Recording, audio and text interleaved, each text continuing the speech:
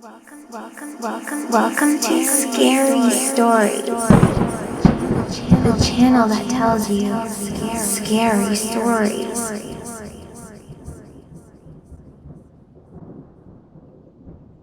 Welcome to Scary Stories NYC. We've got over 2 hours of all Dogman stories, but first, here's an all-new story of a dogman in England, and it's called Brexit Dogman, as told to Peter Bernard. My wife has been sent to cover Brexit developments by an American news source, and she got them to send me along too, since it's an extended term assignment. I am semi-retired and work from my computer, so it doesn't matter where I am. While my wife has been very busy as of late, I've largely had my days to myself. After finishing the usual tourist stuff, I found myself Googling for haunted places around London to investigate. I was sort of half hoping I might get to see a ghost. The last thing in the world I would have expected to see was a dogman. So, one of the coolest supposedly haunted places in the area is Highgate Cemetery. In the early 1970s, there were rumors of a vampire in the cemetery that people believed so strongly in that they stormed the gates in spite of police orders in an attempt to kill this supposed monster. This is what is said to have inspired the Hammer film Dracula AD 1972. In fact, a number of Hammer films shot scenes in the Highgate Cemetery, including the original Tales from the Crypt. There are all sorts of other legends of ghosts there, like a guy in a top hat. So I was really excited to go. I got to the place, and it truly is beautiful, just breathtaking at points. I must have wandered for hours, and in the late afternoon, I came across a grave with a dog carved into it. This was the grave of Tom Sayers.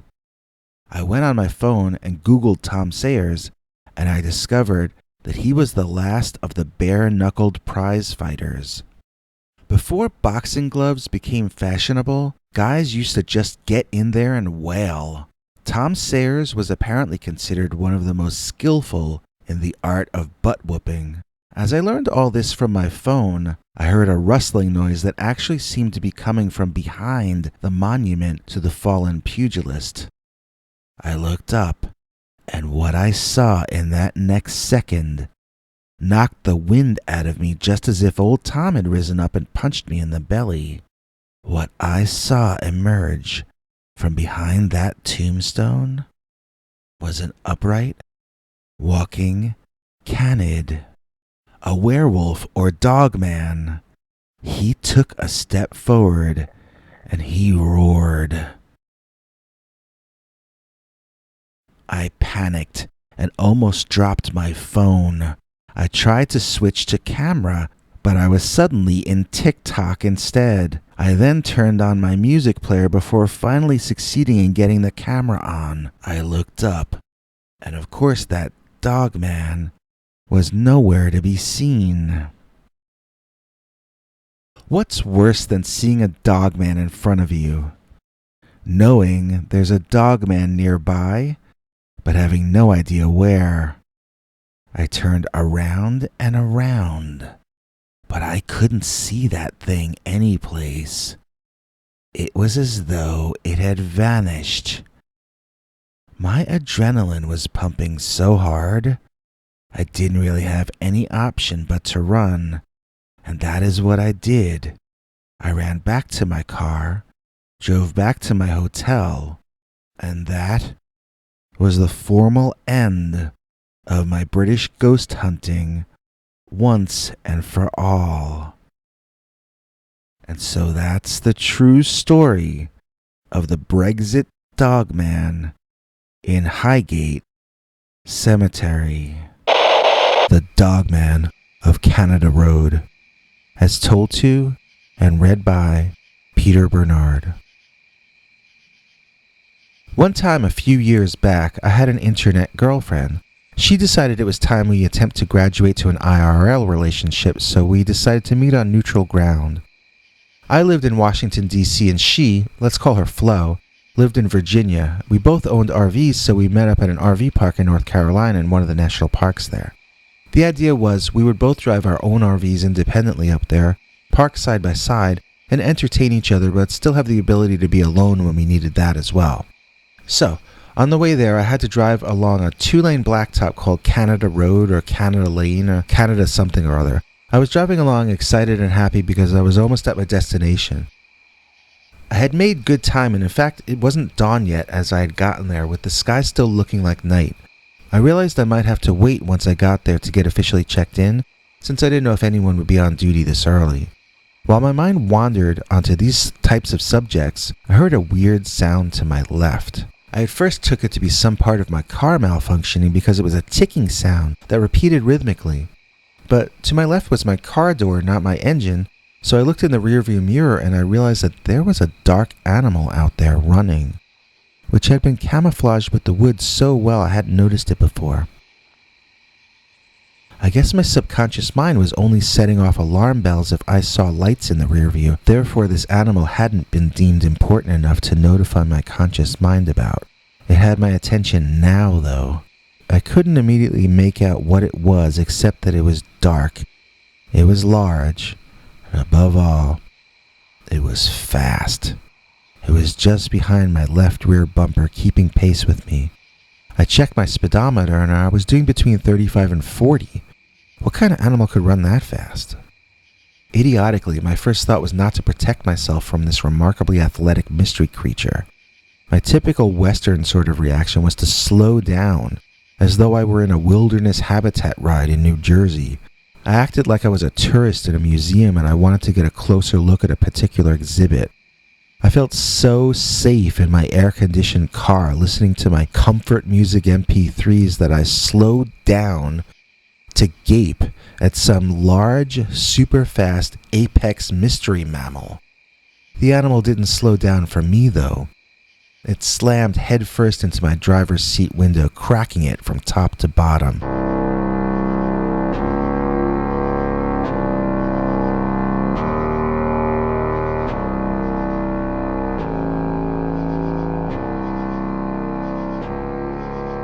The thing snarled and tried to get through the glass to reach me, apparently not understanding what glass even was. I screamed in terror as I realized I was looking at the face of a huge, prehistoric-looking cave wolf type of thing. Its front paws were as big as my head, and its long fingers and thumb almost looked like hands. I was screaming so loud, I was saying terrible things, and I was crying. This was the scariest thing I had ever seen, and it had actually jumped out at me like something from an old dark ride from a 20th century carnival. My adrenaline was pumping so hard that every part of my body was shaking. I hit the gas and the car skidded out a bit before starting to get up to speed.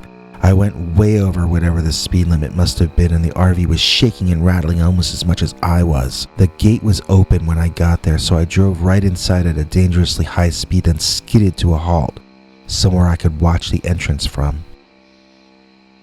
I stayed there shaking all over and on guard against a giant prehistoric dog bear creature until I saw someone go unlock the office, so I relaxed and got ready to check in. Later that morning, Flo arrived and we met formally in person for the first time. I doubt I made much of an impression as I was still shaken up by the experience of the night before. I thought about whether I should tell her that I'd been chased by a giant dog bear a few hours earlier, but it didn't seem like the world's greatest icebreaker, if you know what I mean. I hadn't told anyone about it at that point. Maybe it had been a bear with a strange dog-like face, I reasoned. It was a super fast bear. Okay, that made no sense.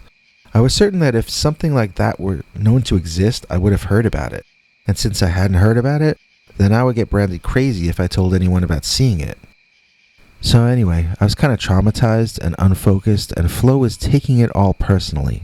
She kept asking me to tell her what was wrong, thinking it had something to do with her.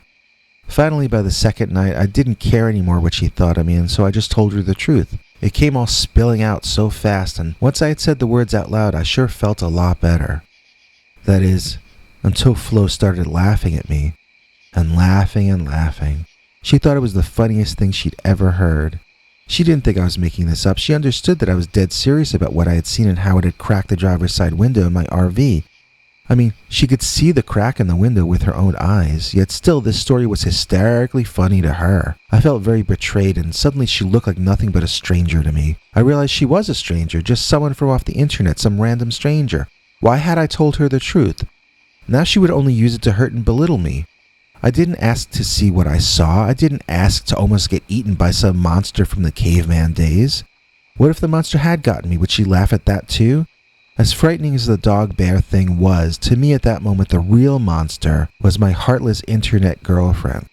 Or former internet girlfriend, as I no longer wanted to attempt to continue this affair. So, the next morning just before dawn, I explained my feelings to Flo, who belittled them again and told me I was acting like a baby. I told her we had nothing more to discuss, and I got in my RV to begin the long drive home. She shouted at me to wait, and when I wouldn't, she got in her RV and drove after me onto Canada Road. She tried to get in front of me, but I wouldn't let her. We were battling on the highway, driving at faster and faster speeds, endangering both our lives as well as anyone who might have been driving by. Suddenly, we both had a bigger problem than each other. I saw it first since I was in front. It was the bear with the dog head. It was not quite dawn out yet, and the light was weird and gray, but the huge dog-headed thing was definitely there, in the middle of the road. There was not enough room to drive around it, or at least I didn't think so. I screamed and I hit the horn, and the creature did the most remarkable thing in the world. It stood up on its hind legs, and it screamed. This scream literally shook the walls of my vehicle, and I nearly lost control of the steering wheel. Then the creature did an even more remarkable thing. It ran toward me on its hind legs. I was screaming now like a total coward. I was squealing like when they dropped that ferret guy out of the airplane on Impractical Jokers. The bear was running like a man.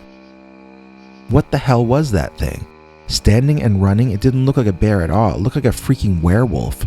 I was driving over 50 miles an hour, and this thing was running directly toward me. I was too stunned to even try and steer around the huge thing, and just before we were about to smash into each other, it somersaulted over my head. I could hear it tumbling and running down over the roof of my vehicle, and then I didn't hear it anymore. I don't remember much else until it dawned on me that I was entering my hometown, and I was dangerously low on fuel.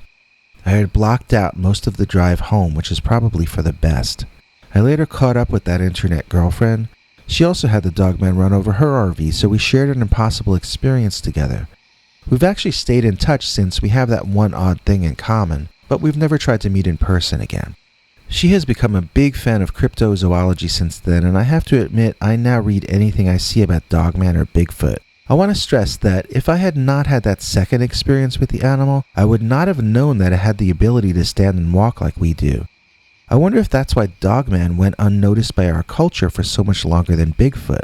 After all, if you see Bigfoot standing up or on all fours, either way, you're going to notice that it looks like a primate. And we're not supposed to have creatures like that in North America.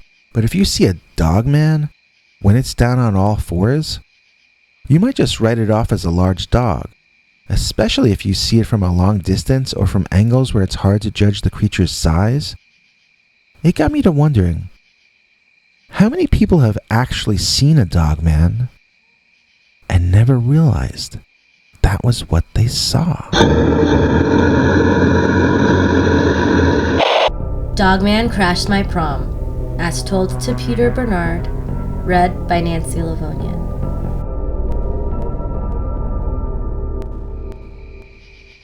Okay, I saw Dogman once. In fact, I more than saw him, and I'll tell you the entire story. This is back when I was a teenager, back in my hometown in Pennsylvania in the late 1970s. I was invited to the senior prom by a senior, and I was still a junior. I don't want to brag, but he was not the only senior who asked me to this prom that year. The problem was that my mom absolutely forbade me to go to the prom until I was a senior myself. I remember her ranting about why I was banned, but none of it made sense to me back then, so I remember none of what she said now. The boys were 1 or sometimes 1.5 years older than I was.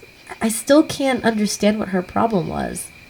However, a really popular senior who I actually liked both as a friend and as a guy asked me, and I was really happy and excited to go with him. I made a deal with my best friend and her mom that they would cover for me and tell my mom that I was sleeping over with them. And then I snuck out from there in my party dress for the evening's fun. It was actually a good night. Everyone there was in a good mood and there were no bad vibes. A few of the couples found a way to sneak out the back of the gym, which was across from the swampy forest area. We decided to join them. At first we necked against the wall of the gym. I don't want to make it sound too sordid. We were kids, mentally more than anything. To us back then, necking meant a lot of hugging and maybe an occasional kiss on the lips. It was really innocent, but we certainly thought we were being very wild at the time. As more couples came out, my date and I felt increasingly self-conscious, and we decided to take a walk into the forest for more privacy. Now, I think I mentioned already that it was a swampy forest. There was a path through there that stayed dry most of the year, but sometimes, some years, the entire forest could stay muddy for weeks at a time. I didn't know which version of the forest we were going to find, and I didn't like the idea of sliding in my Sunday go-to-meeting shoes into a swamp and ruining my one nice party dress. Plus, I had never been in there during the night, and it looked like monsters might live in there.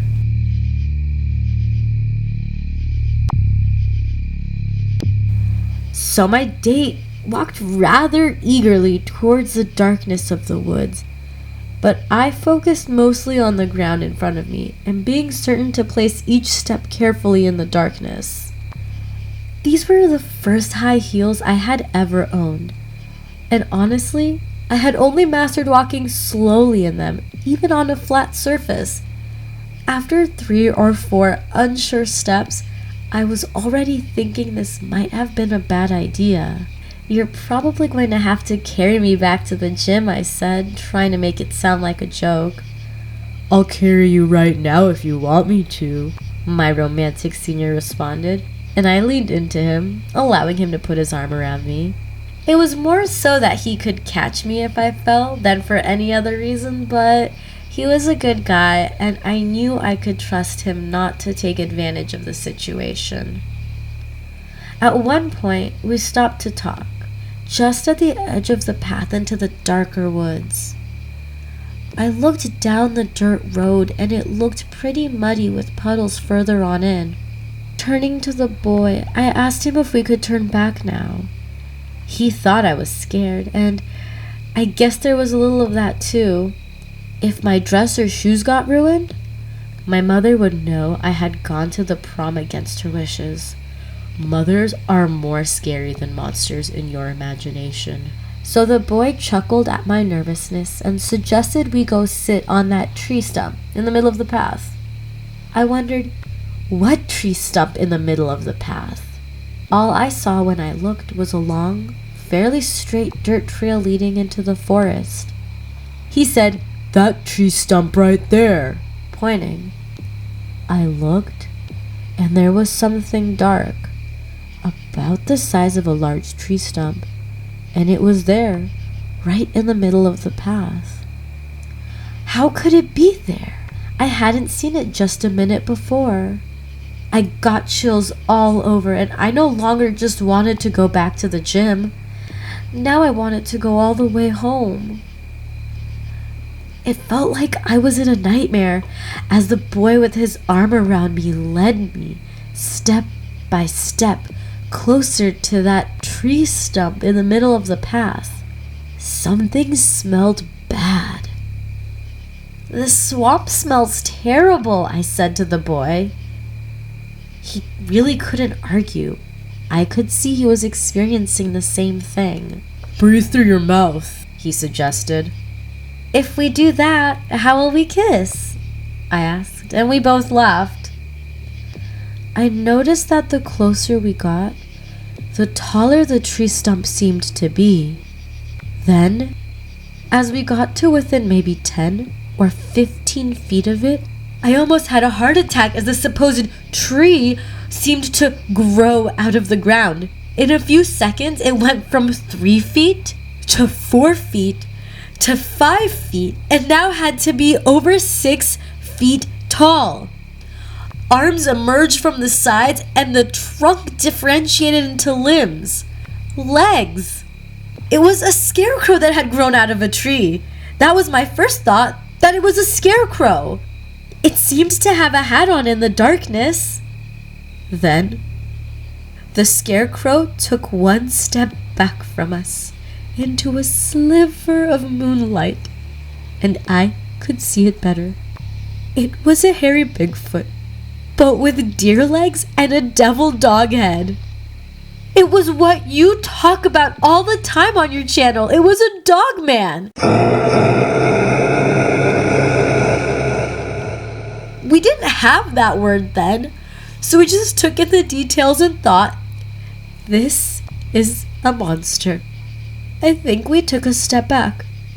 I remember we didn't run, and it didn't run, but we all seemed frightened by each other. I could hear the thing growling at us, and I know by then that I was crying. I was walking backwards to get away from it, but trying to go slowly. I wouldn't take my eyes off the thing. I was afraid to look away from it.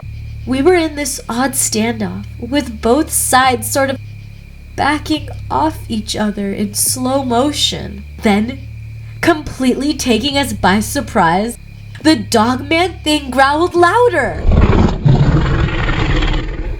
He took a threatening step toward us and I screamed. I fell and the boy caught me. When I looked up, I saw some trees swaying, but the creature had run off at the sound of me screaming. We staggered out of the swamp and were met by some of the other kids. The boy told them there was a crazy man in there. I said it was a dog, and the boy changed the story to include a dog with the crazy man. I got the hint and shut up. I didn't want everyone to think he was crazy, and I didn't want to draw attention to the fact I had been alone with him in the swamp at night. So I never really talked about the story with anyone until writing you this note. I've done some research, and there are stories of Sasquatch behaving this way, but not Dogman. I think many Bigfoot reports may actually be Dogman sightings, and I think there may be some overlaps in some of their behavior, but I'm no expert. And I've never seen any strange creatures again since that night. All I know is when I see tree stumps while standing outside ever since then, I look a little more intently at them before walking in their direction. You never know when they might, in reality, be a Dogman. The Men in Black and the Dogman, as told to Peter Bernard. This story happened a long time ago. I was afraid to tell anyone before, but I'm at the end of my days now, so if they want to kill me, they'd only be saving my family some money for my medical care. This is the true story of how I saw what you now call Dogman, and how I was then pursued, harassed, and bullied by the Men in Black. The Men in Black and Dogman both took my life and tore it apart in front of my face. They robbed me of my chance for a happy and full life, and they left me with nothing but fear, rage, and paranoia. I hope you take heed as I tell you what happened to me, and I hope that if you ever see Dogman or the Men in Black, that you are able to get away from their sight before they become a fixture in your life from then on. Dogman is a sign of evil being present in an area, and the Men in Black? The Men in Black are the living embodiment of that evil. Back in the early 1960s, I had just come to America from Ireland and got a job working in a restaurant managed by a distant relative in New York.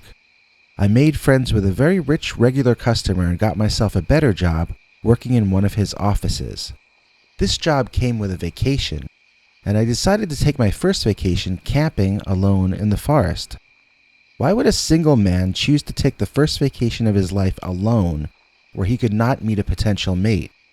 Why not go on a singles cruise or something more socially oriented? To this day, I don't know, but I had been dreaming of camping in the forest for months, and I was incredibly excited to finally have the opportunity.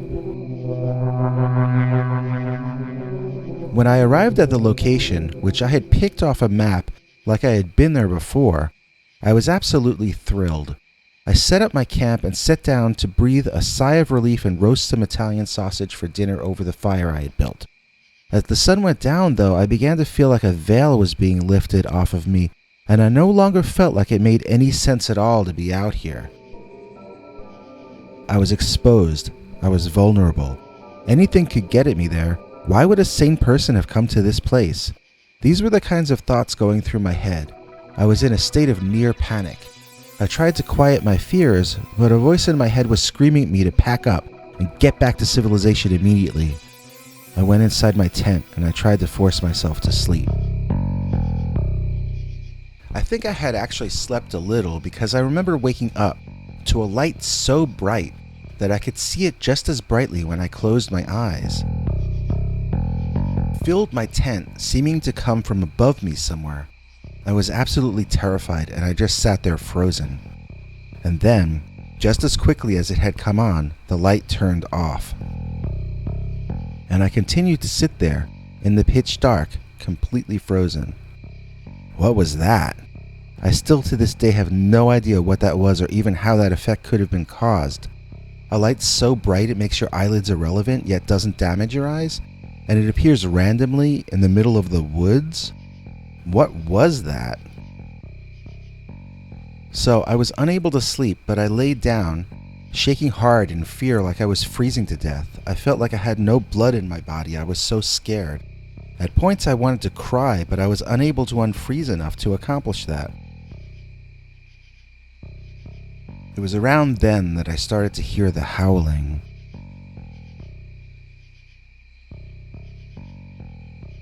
It sounded like a dog, or maybe a few dogs.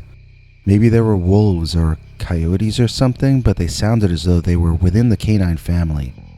Again, why was I there? Sleeping out in an alley would even make more sense. In both cases, I'd be vulnerable to diseased wild animals, but in a garbage-strewn alley, at least I'd be in the city and close to police and medical attention.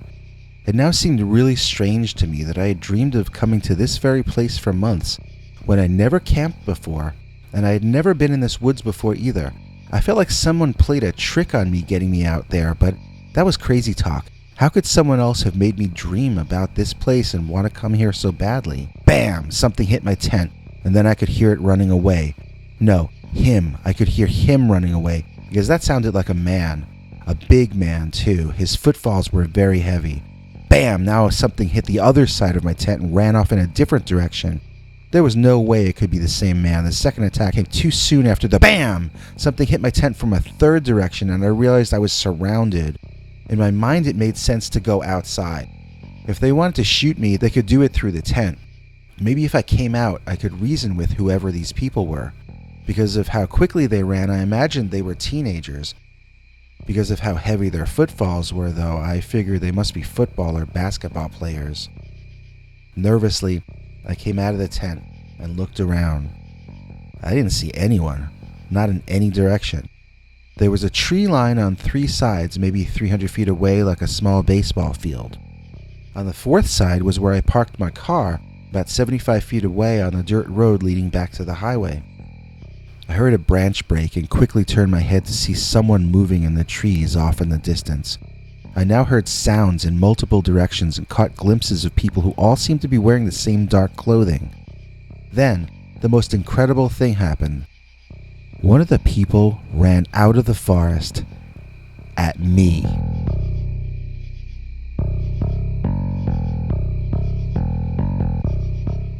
It was as though they weren't there and then they were. He burst out of the woods like it was a starting gate. Suddenly he was running toward me and his tongue was hanging out of his mouth. He had a wild expression in his completely opened eyes, and his mouth was filled with long, sharp teeth like a wild animal. My eyes and brain focused on this man wearing dark gray, running at me, looking insane. He had some kind of headgear on that made his head look like a dog's head. His clothes, they weren't clothes. They were fur. This was a fur-covered man with a dog mask on, that's what I was thinking. Then 1 second later, the guy made eye contact with me. And he screamed. I fell backwards, so forceful was his scream, almost like a physical punch. He ran past and I was already crawling toward my car. That guy didn't have a mask on. That was his actual head. I had to get into my car, and I had to drive. Don't look behind you. Don't look behind you. Don't look behind you. Do not look behind you. I kept repeating to myself as I ran to my vehicle. When I reached the door, though, I looked behind me. There were at least 3 dog-headed men with insane looks in their eyes, tongues hanging out, fangs flashing, running toward me faster than any human could run. My knees gave out from under me, and I think that was when I soiled myself, but I had the wherewithal to get the car key in the car door from my position on the ground and to drag myself into the car. I got the door shut just as the dogman overtook my car, slamming into it in 3 places and causing a crack in one of the windows. I was crying and hyperventilating, trying to start the ignition before I passed out from the stress. I had to turn it a few times, but I got the car started and I drove. At this point, I noticed that these dogs were literally trying to chew their way into my car. They had made some progress, too, while I was trying to get the engine started. At this stage of the game, exhaustion, frustration, and fear gave way to extreme annoyance and indignation. I screamed, floored the car, started swerving back and forth, trying to cause the hairy men to slip off or slam into trees next to the dirt road. I was now laughing like a Peter Lorre character, only barely clinging to the last bit of my sanity. There was one of them, one of the dog-headed monsters, clinging to the front windshield with his face directly in front of me, his body blocking my view of the road. In my near insanity, I studied every single hair on his horrific head. It did not have yellow eyes as I've been reading about in Dogman accounts online lately. It had dog eyes, but wide-eyed, angry, or terrified-looking dog eyes. It made expressions I've never seen on any canine, seeming to glare at me 1 second, then grin whenever it detected fear in my face. It gloated, it smirked, it bared its teeth to great effect. Then it would seem to smile and almost laugh, followed a second later by smashing its head into the windshield, trying to get through and bite my face right off my skull. I could see and sense that this was his goal. Bam! One of its fists slammed hard into the windshield, awakening me to the fact that he did indeed have hands. What I mean by that is, his paws were not paws. They had claws that I think were retractable like a dog, but the claws were at the ends of fingers on a furry hand. When you've lost your sanity and think you're in the process of dying, time can sometimes slow down, and you languish in every single detail of the moment, which you might otherwise possibly have glossed over or ignored. This thing in front of me had massive shoulders, like a circus strongman, but without any body fat at all. I've never seen such a magnificent creature, but its behavior was that of something crazed or possibly diseased. It seemed driven into a frenzy. It seemed driven more by hate than hunger. It wanted to kill me, but why? For sport? There was no joy in its eyes. It was deriving no enjoyment from this.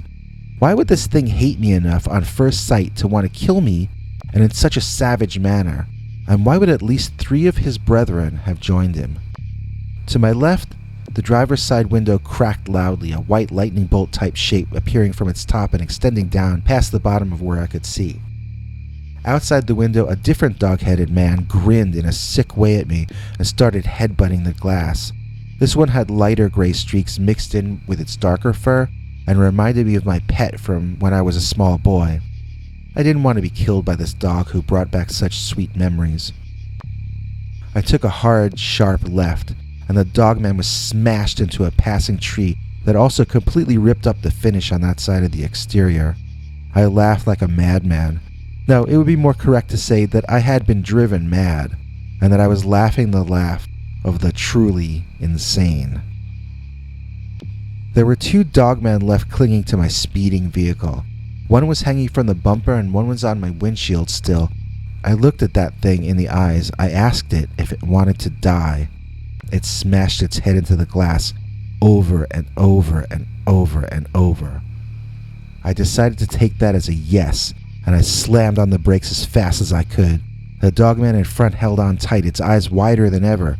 The one in the rear seemed less prepared for my maneuver as inertia sent it flying forward, smashing its head hard into my back windshield, flipping over the car roof and slamming straight into the face of the dogman on the car's front hood. Both of them landed on the road in front of me, and I ran over their bodies in my attempt to escape. I am absolutely certain I did not kill them, but only stunned them long enough that I could drive off. I remember driving and crying and screaming threats at any dogman who might be chasing me. I expected to get hit from more angles, and I kept swerving the car around, overly paranoid at where the next hit might come from. When I reached the turnoff onto the highway, my heart jumped when I saw the silhouette of 2 humanoid figures there, blocking my entrance to the road, blocking my escape from Dogman Forest. I'm a bit ashamed to say that at first I hit the gas pedal, looking to slam through those 2 figures and get out of there. As I got closer, though, I could see they were not more dogmen, but 2 guys in suits. Black suits.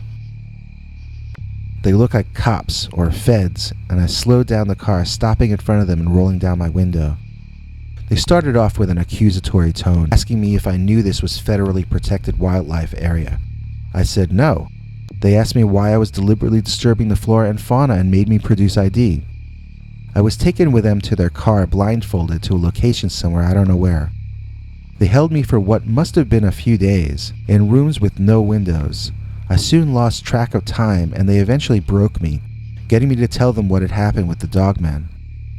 After that, they started playing recordings in my room, repeating over and over again that I saw nothing.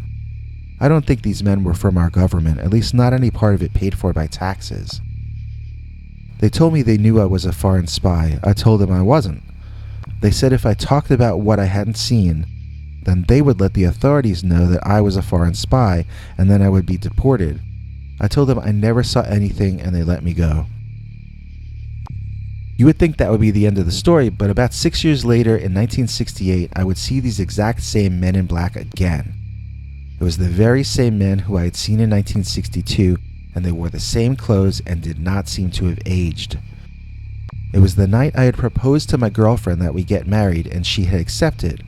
On the way driving home back to my place, I saw the 2 men again, standing out in front of my home.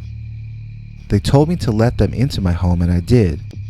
They then beat me unmercifully, and when they were done, they said that was what would happen to my wife if I ever talked about what I had seen. Now, this was 6 years after the incident, and I had never told anyone about any part of that. This was entirely inappropriate and uncalled for behavior. I became a nervous wreck, and it ruined my relationship with my fiancé. We eventually had to break off the engagement. I was a bundle of nerves and always looking over my shoulder. I lived alone, barely able to hold down my job and not socializing with anyone. By the early 1970s, I had calmed down enough that I decided to get a dog. That night, I heard the dog howling, and I woke to find men in my bedroom. Turning on the light, it was those same 2 men in black, and they beat me again. They told me that this is what would happen to my dog if I ever talked about what happened. I gave the dog away. I couldn't deal with the possibility that it might get hurt because of me. And so I lived my entire life, never marrying, never having pets, just doing my job and going home, all in fear of these men in black who don't want me to talk about the dogmen that attacked me. By the time I was in my mid-50s, I was unfit for any kind of work, and a relative out in New Jersey took me in. I helped her with things around the house, but I knew I didn't really earn my keep. It doesn't matter anymore now. The doctors say the end of my story is coming up any time. I kind of almost hope those guys come and beat me up again for telling you this. I wonder if they would still look like they hadn't aged all these 50 years since. I wonder if they would answer any of my questions if I asked them. I want to know what they are. I want to know who they are. I want to know what their relationship is with the dogman and why they're covering up for the dogman. But mostly, I just want to understand the facts behind the mystery that is the Dogman. My mom saw a Dogman on a UFO, as told to Peter Bernard, read by PQ Ribber. Okay, this story took place about 2 years ago. My parents are both in their 70s, but they're both active, and they were driving out from New York to visit my wife and my family here on the West Coast. They decided to be tourists like in the old days and try to catch as many roadside attractions along the way as possible. They were staying in haunted bed and breakfasts and the more vintage motels whenever possible, doing the whole nostalgia thing and apparently having a ball. Then, one night, while out late driving to a hotel they had a reservation at, somewhere in the west of Texas, they had a strange UFO sighting that might also be an abduction experience, and Dogman was square in the center of the event. Now, in addition to my concern over my parents, I find this story very alarming because I am aware that in a few reported cases of UFO abductions, it seems the UFO occupants are interested in entire families or even family lines over generations. I have no interest in being experimented on by bug-eyed little space monsters, and I don't want my wife or family exposed to that kind of ongoing torment. Needless to say, we've become very protective of my parents since the incident because it has shaken all of us so greatly. I'll describe the story as they first told it to us. Okay. Mom and Dad are driving at dusk. It's just getting dark out and things are a bit hard to see. They're coming from Stockton, driving down Route 385 to Marathon, Texas, where there is apparently a haunted hotel. It's kind of scrubby desert all around, and almost as soon as they're out of town, it begins to feel a bit like they're in the middle of nowhere. Suddenly, they both notice a light in the sky so bright that it seems to be poorly superimposed into their reality like bad special effects. Dad said it was bright, white, and pulsing, but Mom insisted it was the prettiest shade of blue she had ever seen. She said the blue spoke to her in her head and told her she was pretty too. Dad never claimed the light spoke to him. So they said the light sped off forward into the distance past them, and they drove on in the darkness, a bit confused about what had happened. A few minutes later, they could see what looked like some kind of roadblock up ahead. When they got closer, they saw that it was 4 very short people on the road wearing matching dark jumpsuits and this large, hairy man standing in front and to the center of them and the road.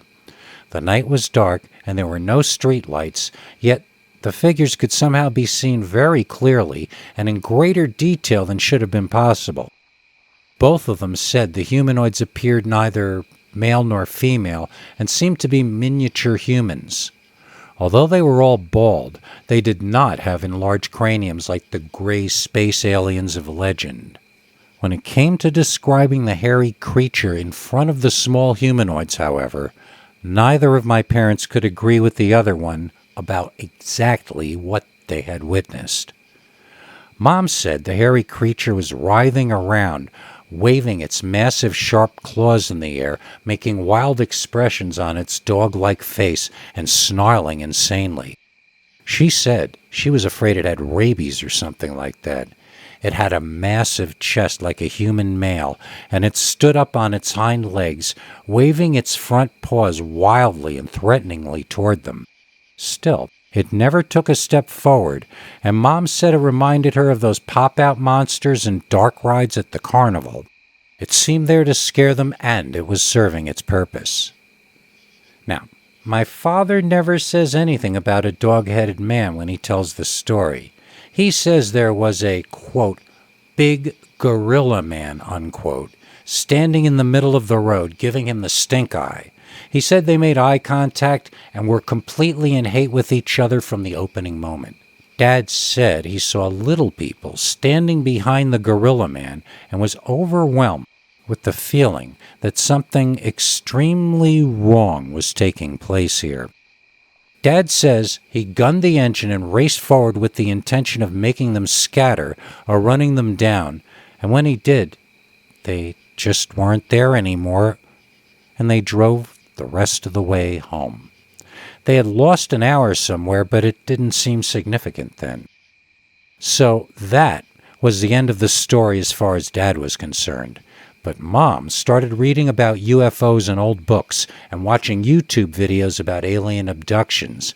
And she decided she wanted to be hypnotically regressed to find out if anything else happened that night. Dad and I were both against this idea, since a hypnotist can just as easily put something into your memory as take something out.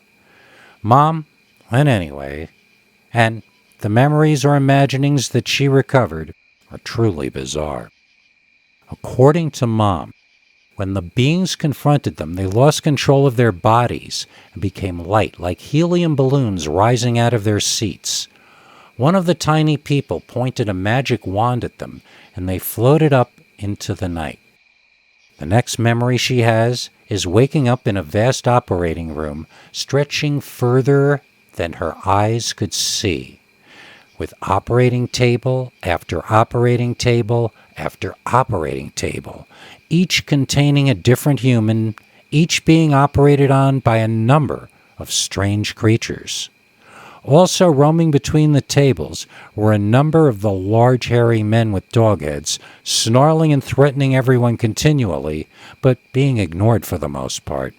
She looked around, but couldn't see Dad. She saw people all around her asleep, none of whom she recognized. Mom says a young Asian woman laying next to her woke up and started screaming. A dog-headed man raced over and roared at her. This made the woman scream more, and the dog thing raised its massive claws menacingly and roared louder. The lady passed out, and, according to Mom, the Dogman grew a second head and screamed in triumph, beating its chest before walking onward. She says someone was waving something in front of her, and the next memory she has is of my father gunning the engine in the car and speeding on the highway. Mom says Dogman is a creature bred and trained as security by these abductor creatures. She calls them space aliens when referring to them, but told me she feels they are probably from here on Earth somewhere. Maybe under the earth, maybe under the water, maybe from a slightly different vibration of reality. It's just easier to call them space aliens, and so she does. Now, my father regards everything my mother came out of that hypnosis session with as bunk. He thinks she imagined the dog head on the creature, as he insists he made eye contact with it for at least 15 seconds, and it had gorilla-like or caveman-like face. He doesn't remember seeing ears on the thing, but he is certain they weren't on top of its head or dog-like in any way. He says it looked like a cross between a gorilla and a human, whereas Mom saw something snarling and threatening. Dad says this creature just stood very tall like a man and stared him down with a look of utter disgust. Dad never says anything about the creature snarling or acting threateningly, just standing still and glaring. How could their two accounts be so vastly different? What were they both actually seeing? Were they seeing anything outside of themselves at all? Was it some sort of projection? If so, was this something projected into their minds and interpreted by their nervous systems differently, or something projected onto the road in front of them? If it was a projection of some sort, what happened during the missing hour of time? The more questions you ask about this incident, the more questions get raised. I've encouraged my parents to come forward to a legitimate researcher to be interviewed, but my father refuses to be connected to my mother's version of events. He says she's making up a bunch of comic book crap, which turns the story into some kind of cartoon. I asked him to explain what happened during the missing hour, if he doesn't like Mom's version of events, and he has nothing to say on that subject whatsoever. So, I don't know what happened to my parents. I find it interesting that a Dogman-type creature was seen in conjunction with abducting alien creatures, but I find it just as interesting that my father saw something more like a Bigfoot or a caveman than a Dogman at the same time my mother had her vision. Is Dogman something that actually exists? Or are these other intelligences able to project fear-based entities that we personally interpret in the way that would most frighten us? Dad saw a Sasquatch. Mom saw a Dogman. Would some people see a rake or a reptilian if that would be more frightening to them? Is it possible that Dogman and Bigfoot are creatures of our imagination given life by these alien techniques? Or are they real creatures that the aliens are able to manifest copies of in order to keep us frightened and subdued? Maybe all of these things are true, and maybe none of them are. All I know is my mom saw Dogman on a UFO. Wolf Mountain Werewolf, as told to and read by Peter Bernard. Wolf Mountain is a place in North Carolina inside the Nantahala National Forest. It's west of Charlotte, North Carolina, north of Atlanta, Georgia, and southeast of Knoxville, Tennessee. There are 4 federally protected woodlands all bunched together there in that one spot, also including Pisgah, Cherokee, and Chattahoochee National Forests. So there's a lot of wildlife since there are enough connected areas to support all sorts of natural creatures of all shapes and sizes. But the area also has locations more comfortable for humans to hang out in, and so, once upon a time, a girlfriend of mine and I made plans to rent an RV and go stay in an RV camp there in Wolf Mountain. We had both gotten 2 weeks off from work, and this would be our first experience spending a long period of time in each other's company. So it was either going to be a relaxing vacation or else a trial by fire of our new relationship. The first few days were a lot of fun. We got just enough nature, just enough sitting in the RV watching DVDs, and just enough private time to make both of us very happy. By the 3rd day of no TV or internet reception, though, we were starting to get a little antsy. My girlfriend, let's call her Hannah, decided she was going to go on an adventure and asked if I wanted to join her. I wanted to know the plan first, and it turns out she just wanted to walk into the woods. Like walk straight into the woods and just trust that we would come out on Wolf Mountain Road, then we would follow that back to our RV. It was already getting later in the afternoon, so I advised her to leave the adventure till the morning. She took that as me insulting her plan and saying I wouldn't join her, so she left suddenly in a huff. I had no choice but to run after her, as I couldn't let her get lost alone in the woods. You know what I could do, though? I could let both of us get lost in the woods, which is what we did. We got lost, and soon it was dark. Hannah was panicking and blaming me, saying that if I hadn't insulted her plan, she wouldn't be lost in the woods right now. I marveled at her logic and tried not to admit to myself that I was growing as panicked as she was. Miraculously or luckily, we actually spilled out onto Wolf Mountain Road, so although it was very dark by then, we figured we were now safe. We should be able to just make a left and follow the road back to camp. Hannah lectured me on the futility of challenging her brilliant plans and that I should just trust her superior intellect. She didn't seem to be joking, and I was really growing turned off by the idea of spending another week and a half trapped here, being lectured by this lady. Although, she was very cute, and she knew it. Every time I started to decide to break up, she seemed to sense it and would turn on the charm and remind me why I had asked her out in the first place. I felt like she looked down on me and bossed me around, that she didn't really like me, but I also sensed she was going to make it very hard for me to ever leave her, that she saw me as her property. Like I said, she was a gorgeous woman. All my friends were in awe that I was getting to date her. But she would act nice when they were around, and they had no idea how tedious it would get being talked to as though you were a low-level employee by your own girlfriend. And that's what was going on as we trudged back to the RV camp, blah blah blah. She was saying something about how obvious it was that she was superior to me and everyone else. My mind drifted like Homer Simpson, and soon I was thinking about chocolate bars and singing an old Nestle's Cocoa TV commercial theme in my head. And then I heard it. Something was in the woods, stepping on leaves and breaking branches. I stopped and tensed up, then realized it was probably a deer, and I resumed walking. Hannah was too wrapped up in her verbal dissertation about her own grandness to have noticed the sound. I kept attention to the spot I heard it, though, listening to hear anything else from there as we walked past. There were no other disturbances, and soon I was back in fantasy chocolate cartoon land when snap! This wasn't from the old location, this was from directly alongside us. Something was following our path, but doing it through the dense, overgrown forest to our left. It was something back in the area we had just come from out of the woods. Maybe it had been trailing us all this time and we just hadn't noticed before. My heart started beating out of my chest, which seemed an overreaction to my conscious mind. Why was my body so panicked by whatever was in those woods? It kept going on, and Hannah kept not noticing. I really wanted her to hear it on her own because I didn't want to interrupt her ego stroking to point out that a bear or a big cat or something was stalking us through the woods. Or a serial killer for all I knew. I was imagining all sorts of ways to try to call her attention to it without her loudly insulting me in front of our stalker. For some reason in that moment, I didn't want to be emasculated in front of my own potential killer. I literally prayed that she would hear the sounds from the woods. And my prayers were answered. She stopped talking for a while, then whispered, "Oh my God, what is that thing in the woods?"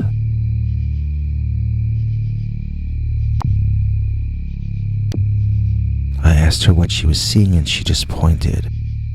There, looking back at us from a height over our heads, maybe 7 or 8 feet off the ground, peering through some leaves was the face of a dog. It had a strange expression on it and almost seemed to be smiling, but not a friendly smile. I saw the expression on the face change and I heard a low, rumbling, growling. Both Hannah and I screamed and ran. I turned and looked behind to see if the thing was following us, and although it wasn't, I got the shock of my life when I saw what I saw.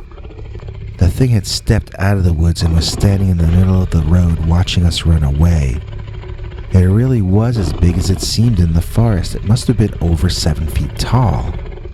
But it was just as wide as it was tall. I found myself unable to run any longer. I just stood there and stared at it. It looked like a superhero from Marvel Comics, all muscular and larger than life. But it had a dog head and dog hind legs and was certainly not a man in a costume. By this point, Hannah had noticed I was no longer running alongside her, and she was also standing and watching this thing staring back at us. I don't know how long we stood there. It was the most surreal moment of my life. I felt like the world was spinning. I think Hannah and I would have stayed frozen there for a month, but the dog-headed monster took a step toward us. And we resumed screaming and running back to camp. I never looked behind me again, and neither of us was able to sleep that night, even locked in our RV in that camp with some of the other RVs in it. When morning came, we were out of there at dawn. Our plan was to find a motel and sleep all day, and then probably drive home. I have to tell you, even in the daylight, driving past the place where we had seen the Dogman just a few hours earlier was one of the hardest things I've ever had to do. There was no other way back to where we were going though, so I just floored the gas pedal and sped past there. I got scolded by Hannah for that. She reasoned that if we got in an accident, then the Dogman could take his time and have us for a buffet lunch. Of course she was right. She was always right. That's why I couldn't wait to get back to civilization and break up with her. Which I did. And I've never regretted it. It turns out that dumping a hot girl impressed my stupid friends more than dating her had, so I lost no status in the tribe. In fact, the dumber guys now come to ask me for relationship advice, which I find ridiculous. Since then, when guys ask me whether they should get serious with their girlfriend or not, I tell them to get to know the woman better before deciding. Get into situations with her where you can gauge her true nature. And nothing, but nothing, will bring out the true nature of a person more than camping in the woods where Dogman lives.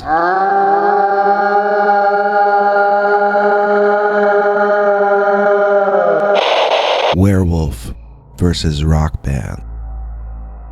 A true story.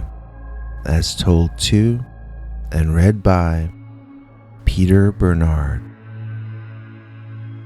I used to be lead guitarist in a touring rock band. We also had a drummer, a bass player, and a female singer. Let's call them Womp, Bump, and Lula for the sake of this story. One time we got to tour the United States for a full summer, and it still remains one of the highlights of my life. But we almost didn't live to tell the tale because our tour was interrupted one sweaty summer night by a real-life Dogman.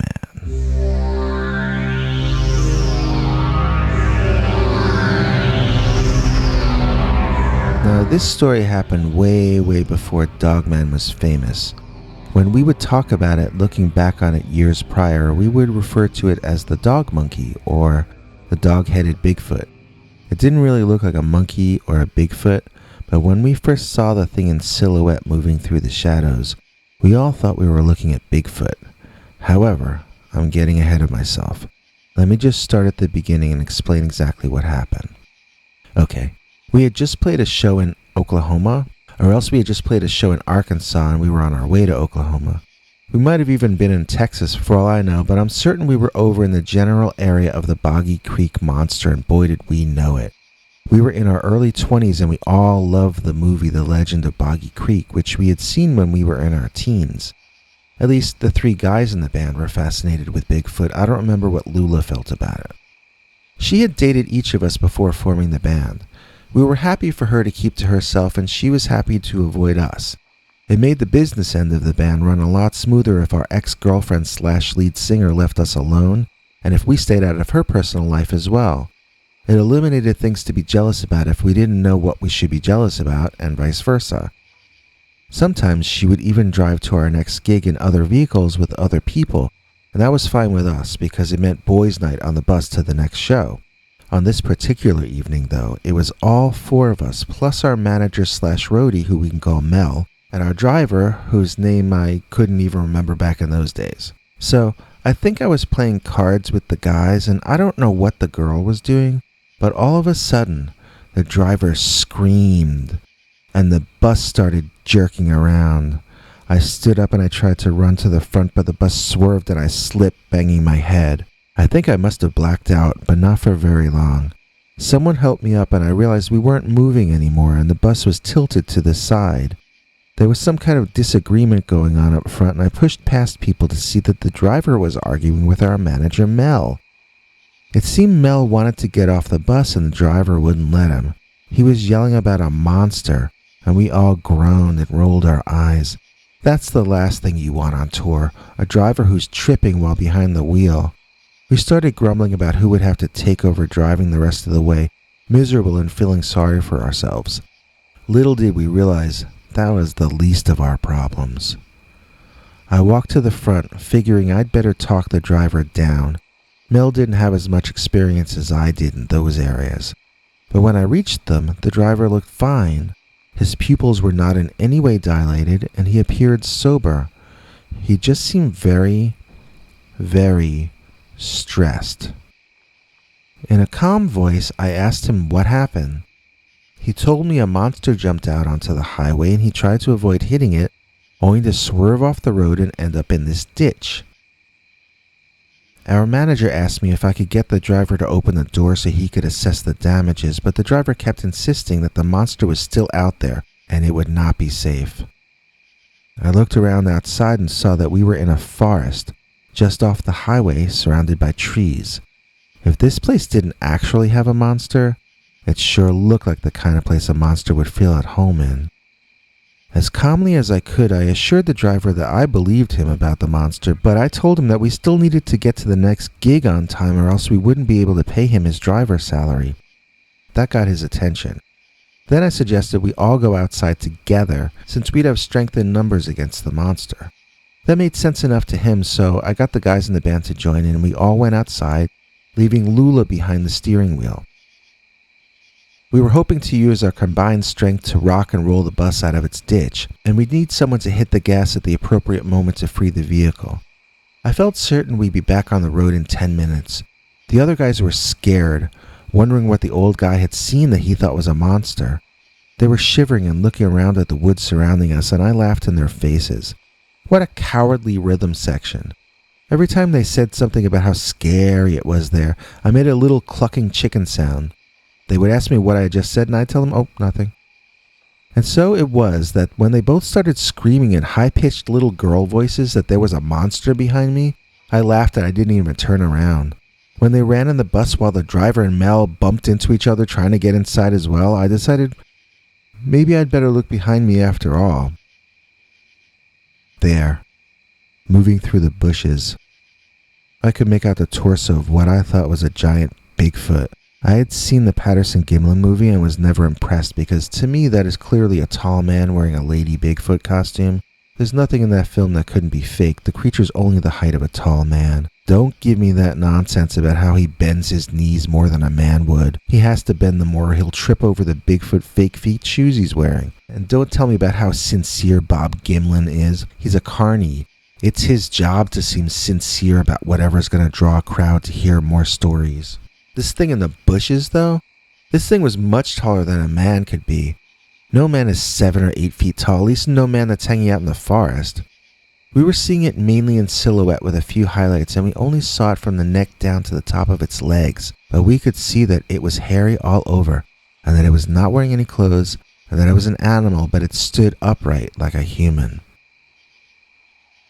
It did not look like a gorilla or a chimp because they usually are bent over and often lean on their front arms.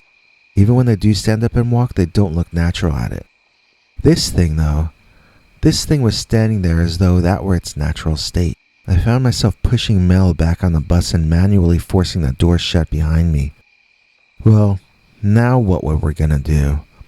We stared out the windows trying to see the Bigfoot monster. That's what we were gonna do. We had decided it was a Bigfoot based on what little visual information we had gotten. The driver told us it was not a Bigfoot, but none of us asked him what he meant by that odd statement. That's when rocks started hitting the bus. Or at least it sounded like rocks were being bounced off the roof of the bus. It wasn't enough to capture us, now it was going to annoy us too. It doesn't want us here, Lula said out loud. I got news for it, I told her. I don't want us here either. The driver freaked out, screaming about how the only reason we were stuck there was because of that stupid monster, and now it was angry at us for being stuck there? He was losing it. I remembered a story I'd been told by this guy Curtis who used to play with Jimi Hendrix before Jimi was famous. I told everyone the story to try to calm them down. It went something like this. Jimi, Curtis, and the band were traveling on a snowy day to a gig in their bus when an accident happened, and they wound up in a ditch entirely snowed in and unable to get out. Then, out of nowhere, a space alien / angel appeared glowing outside the bus. It walked all the way around the bus, and wherever it walked, the snow melted. Then the driver was able to drive out of there, and Jimmy's career went on uninterrupted. Okay, nobody saw what this had to do with our situation. We didn't have an angel or a space alien. They told us we have a Bigfoot trapping us here. I told them we needed to gather up positive spiritual energy. Then we'd be rescued in some way like Jimmy was, and everything would be cool and so forth. I forget if it was the drummer or the bass player who was an atheist, but he was against all this positivity and spiritualism stuff. I convinced him that it didn't matter if you did it in a spiritual way or a scientific way, but meditating, clearing the mind, and focusing on positivity would literally work even though science probably wouldn't understand why for another 100 years. I was making all this up, but I convinced him it was true, and we all settled down and essentially prayed for help. We did not get it.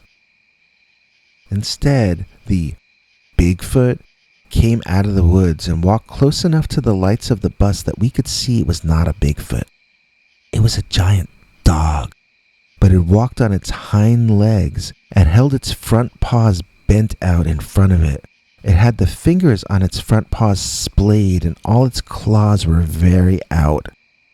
It was elegant looking and seemed completely natural when we saw it. It did not seem like a supernatural creature or a special effect or a costume or anything like that.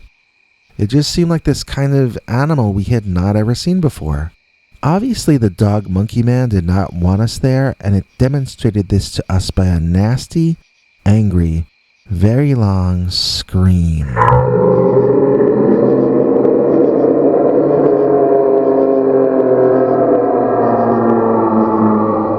Lula and the drummer were openly crying at this point. They had reverted to infancy and they were lost to us. The driver looked like he was going into a state of shock. Everyone was too stunned to move. I dove toward the driver's seat and started the engine up. Then I put it in reverse and tried to drive out of the hole backward. No go. I put it in first and tried moving forward.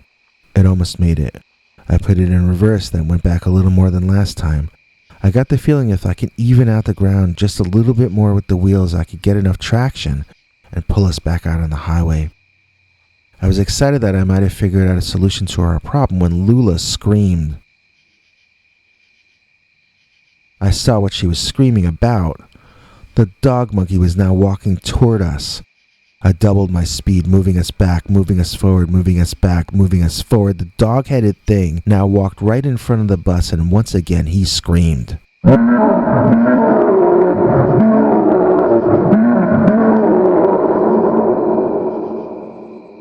Now I was crying too, and I was seeing scenes from my childhood playing out in my mind. I felt so sad about every time I'd been mean to someone else. I felt terrible about the time I'd yelled at my mother. I wished I could give back the $1 I had stolen that time when I was 9 years old. Every single regret piled up in front of me, and I knew I would never get to make amends for my misdeeds because I was about to get ripped apart by a monster that isn't supposed to even exist.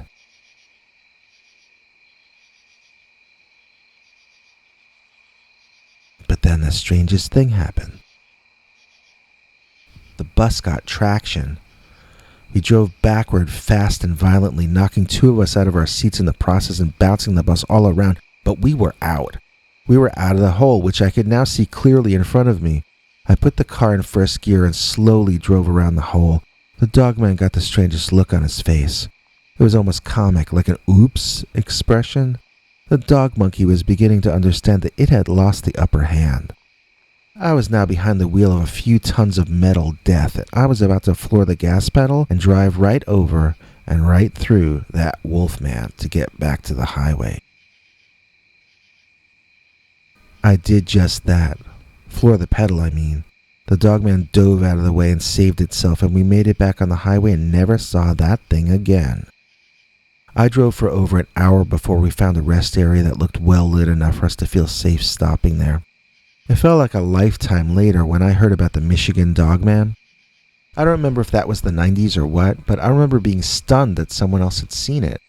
Of course, we were very far from Michigan when we saw our werewolf-type creature. We were generally in the Texarkana area that night, I think. I'm pretty sure that thing did not want to kill us or eat us. I think it just wanted to scare us off. I think it recognized us as rival predators and just needed to get us off its turf so it could hunt and survive. I mean, cougars don't hunt bears, do they? So why would that thing hunt us? Although I'm very glad I had this experience and it's a great story to tell around Halloween time at parties, I would never, and I truly mean never, want to see a dogman again. It's one of those things where I'm one and done, because I can't imagine anything on this planet more terrifying than the dogman.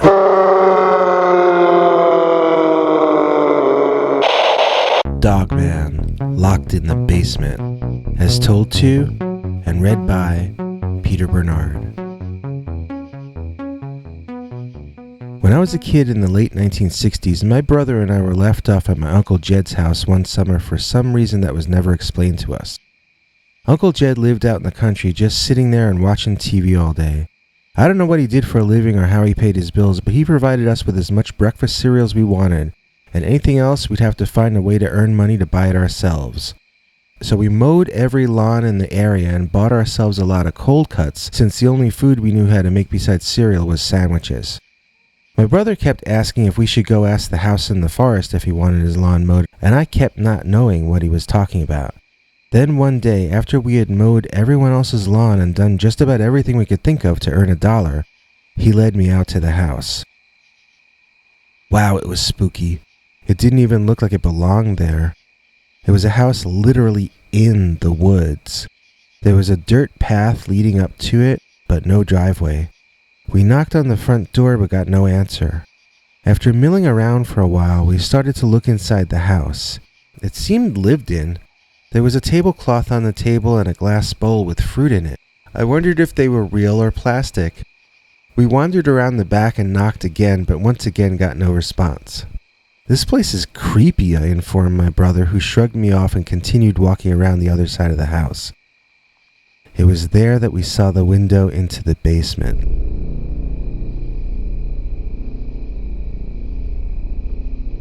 We had to bend over to look into it, and we both really couldn't believe what we saw on the other side of that glass. It was a monster chained up in the basement. "Is that real?" I gasped, and my eyes saw the monster turn and look directly at me. My heart almost exploded and I fell backward. The monster lunged at me, but its chains clanked loudly as they reached their limit a few inches from the window. The thing was snarling furiously, trying to get out of its bonds and at me and my brother. We ran home and made sandwiches, then went outside to eat and discuss what had just happened. "What was that thing?" I asked. My brother was cool about it. "It was a projection, like at Disneyland." I thought for a second and I realized he must mean the haunted mansion, where they project ghosts onto hidden translucent screens and they appear to be right there in the room next to you. I was unimpressed with his theory. "So you're saying some guy in the woods set up an elaborate Disneyland monster show that you could only see out of one of his basement windows in a house that nobody ever walks past?" He responded angrily, "Do you have a better explanation?" I did. It was a real monster. Now let me pause and describe exactly what we saw. It seemed to be a man, yet it was entirely covered in hair with no clothing. It was wild and savage, uncivilized, and growled and snarled rather than speaking. The most striking thing about it was that its nose and upper mouth were extended like a dog's snout, and its nose looked at the end much like a dog or wolf's nose. The eyes had hardly any white in them, looking more like an animal's eyes than a human's. Both of us decided to go back there and have another look. This time we brought a flashlight with us since it was starting to get dark.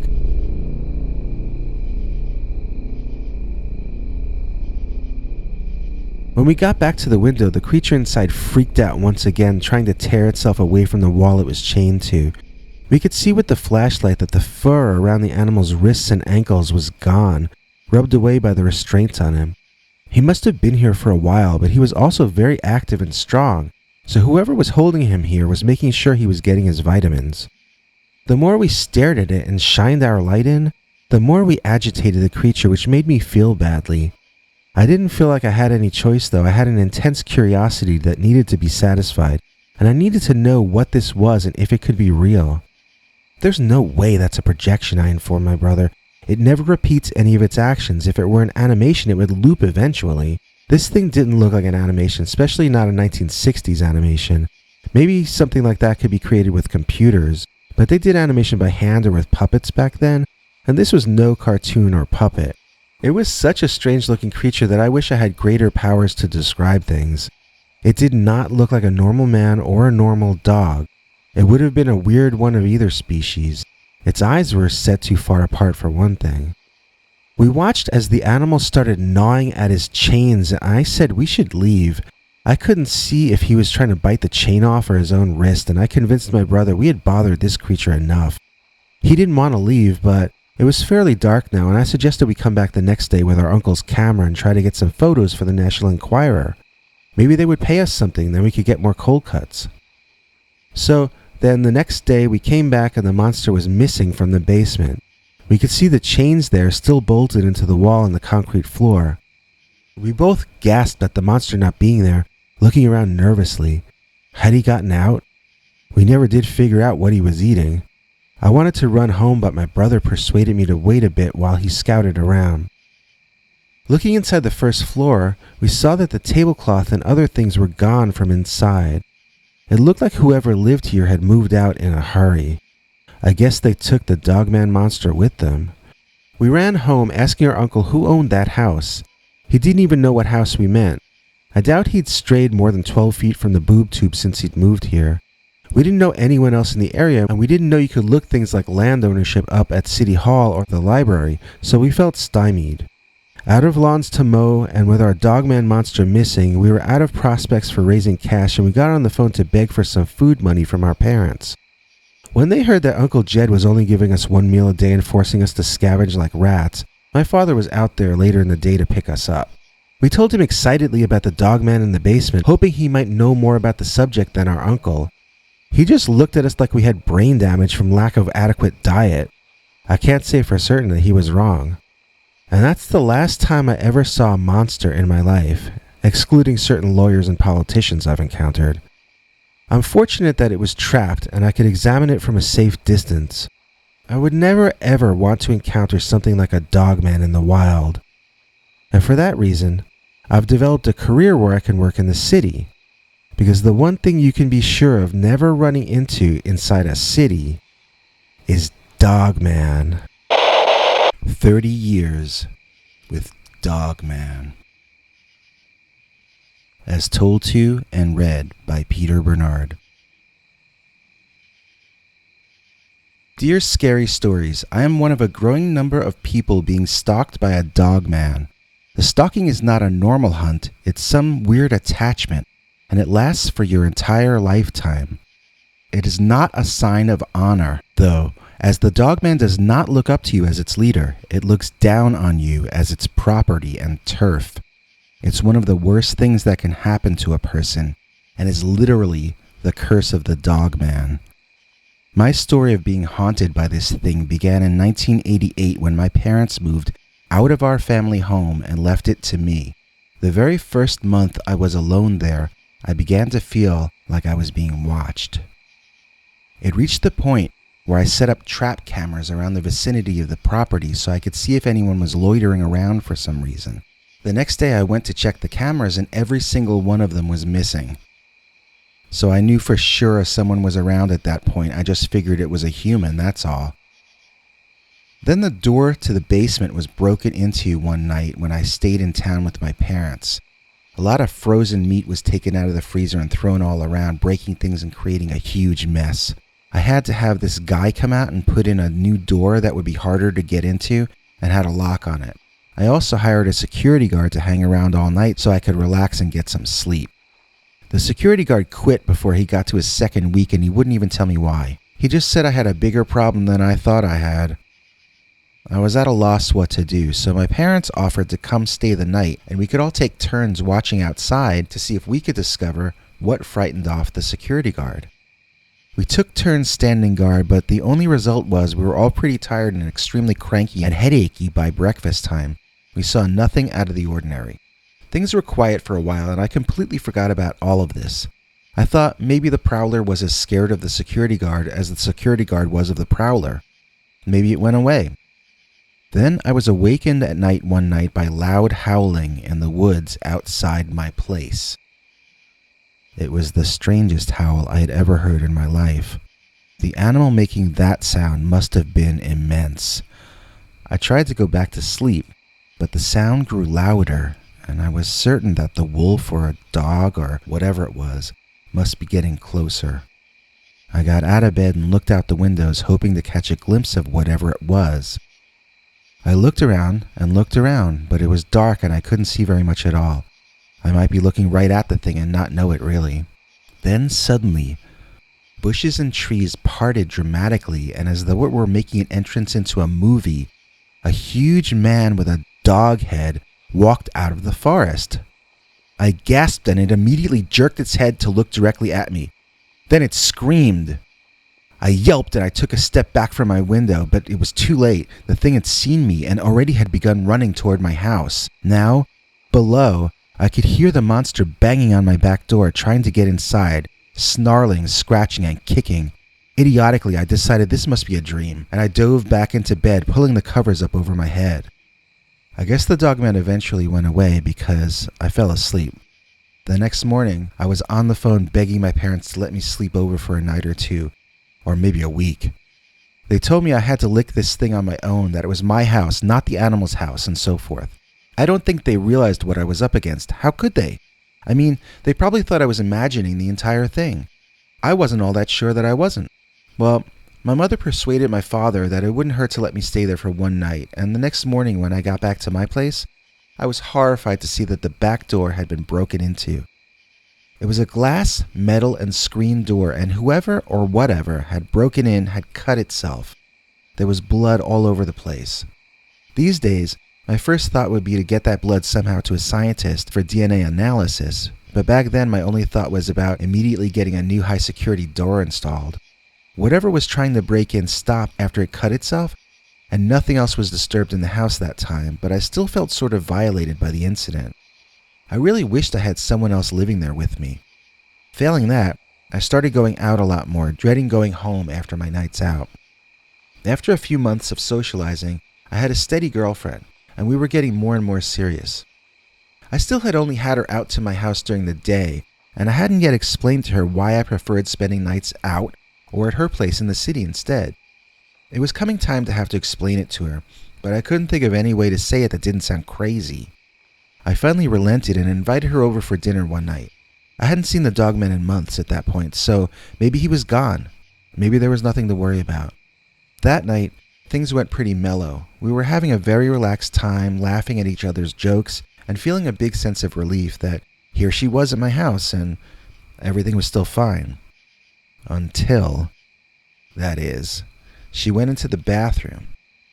And there, staring at her through the bathroom window, was what she described as the reanimated head of a dead dog.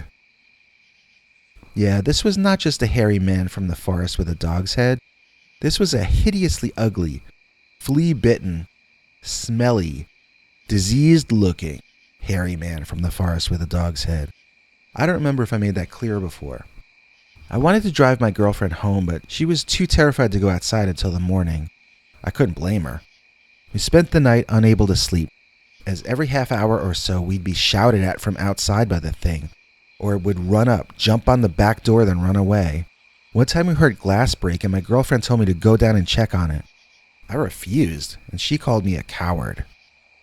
I couldn't really argue with her, but I was still not going to go downstairs. I didn't own any weapons, really, not that I kept in my bedroom in those days at least. I was shaking and tears were running down my face, which my girlfriend reacted to with disgust. She could now see, thanks to the Dogman, that I was not going to be her knight in shining armor. Once the morning light shone through the windows, she was gone, out of my life forever. That night, I drank all the beer in the house out of depression and went to bed early. Then I was awakened by the idiot dog that walks on its hind legs, howling outside my window again. That was the last straw. I ran downstairs furiously and rummaged through the kitchen for the largest knife I could find. Then out the back door I ran, screaming like a lunatic. I ran into the middle of my backyard, and I screamed ridiculously and furiously at the night. I demanded the Dogman come out, show itself so we could fight. I screamed that I was going to kill it, and I held the knife high. I was so angry my mouth was foaming.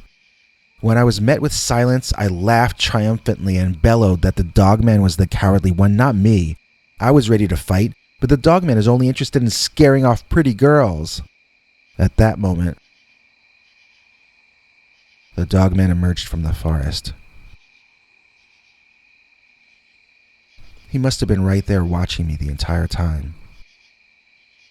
I really had never realized how tall that thing was, or how wide. It really did look like a dead thing somehow walking. There was something about its eyes that were not right. They almost looked fake. Or maybe like shark eyes a little. It looked filthy, like it had pancake syrup all over it. It dawned on me that it was more likely blood than syrup, and I felt kind of sick.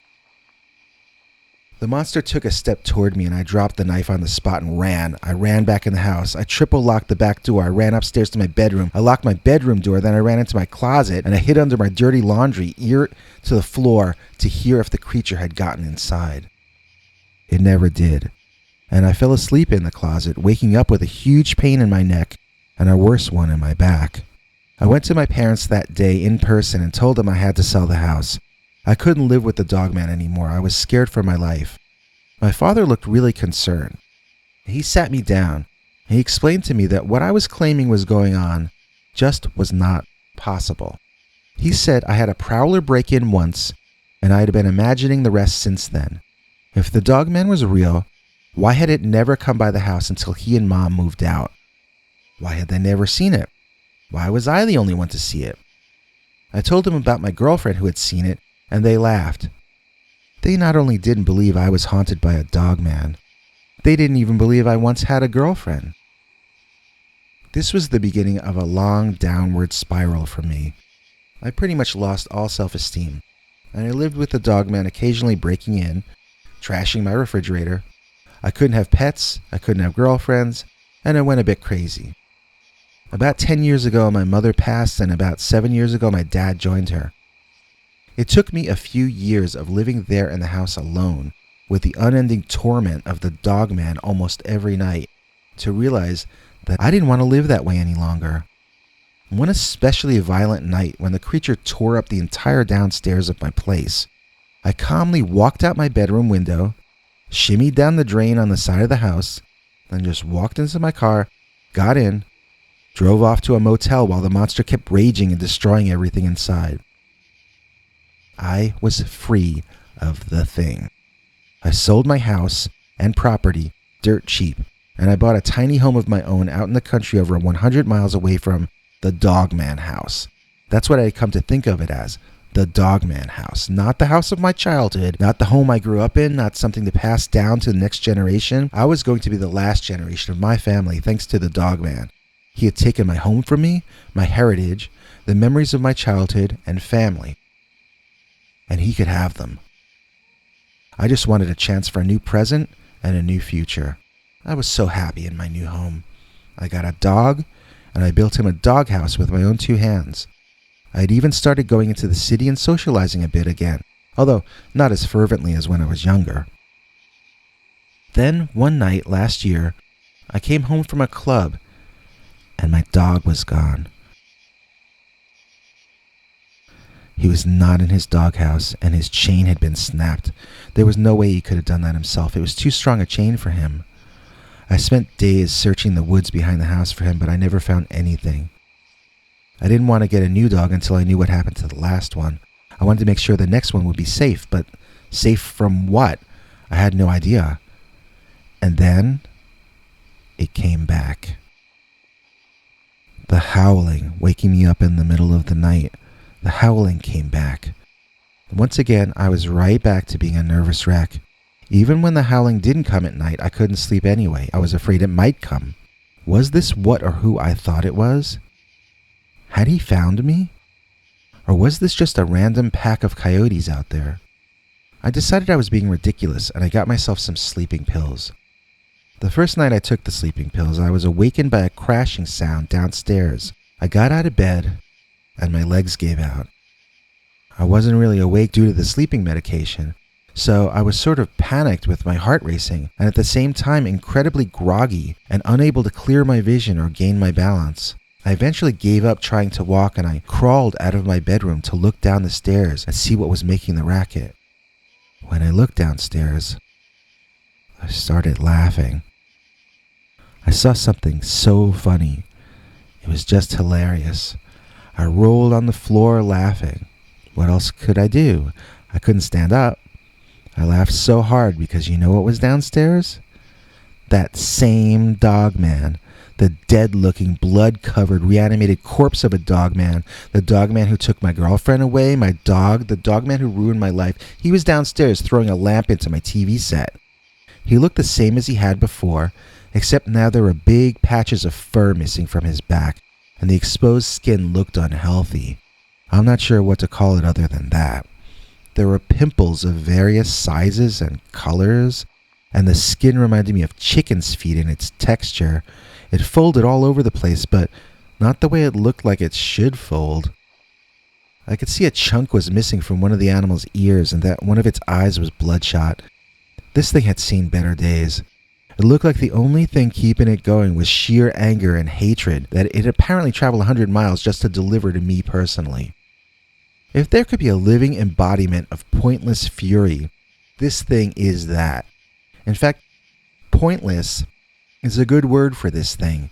It pointlessly invaded my life, home, property, pointlessly kicked me off my own family's land, then pointlessly trailed me 100 miles to pointlessly wreck my life all over again. This was the personification of the lose-lose scenario. When this dogman is in the picture, everybody loses. But on this night, I couldn't be upset about it any longer.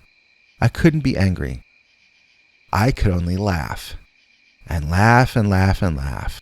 I'm pretty sure I had kind of lost my mind there. I guess the dogman must have heard me laughing, because the next thing I knew, I was looking directly up from the floor at this thing. Its drool fell from its mouth and landed on my forehead. I couldn't just hear the thing growling, I could feel it growling. Then the strangest sensation took over my body, and I didn't understand what was happening to me. It felt like I was flying, but how could that be happening? Colors and shapes blurred past me, but none of them made any sense.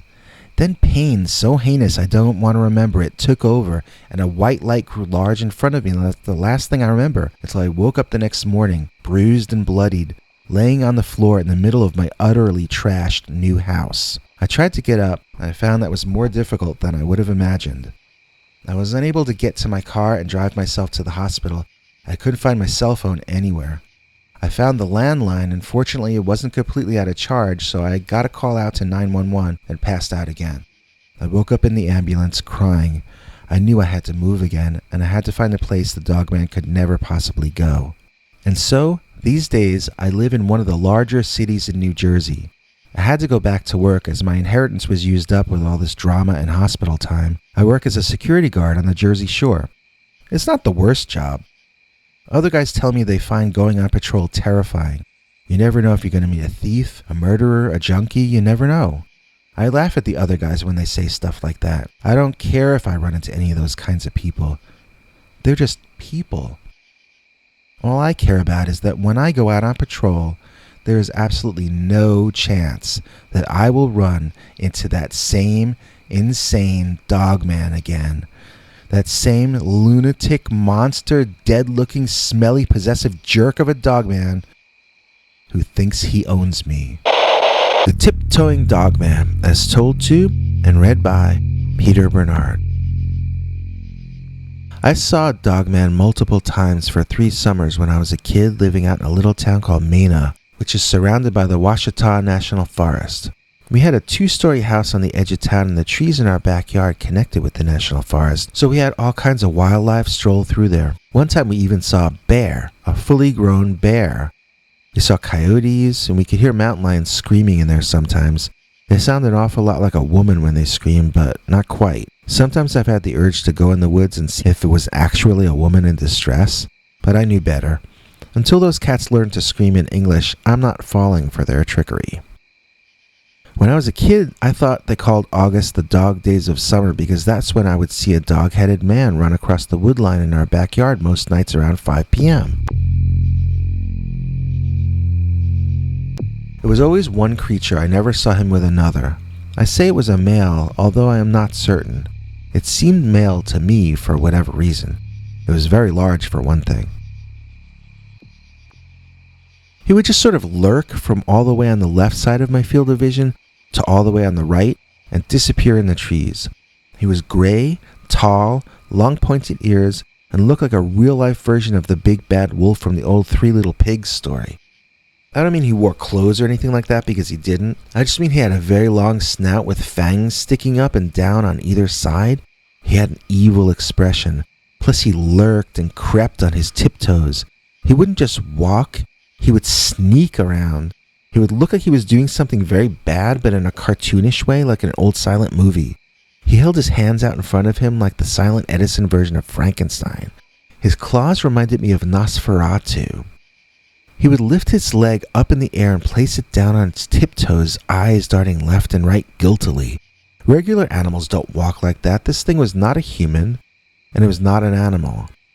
I called it the dog, and I thought everyone else in my family knew about it. I would talk about him regularly and nobody would react.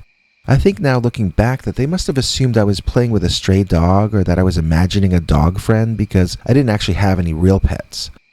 One time though, a friend of mine was visiting and he saw the dog too. He ran inside to tell his parents, crying hysterically.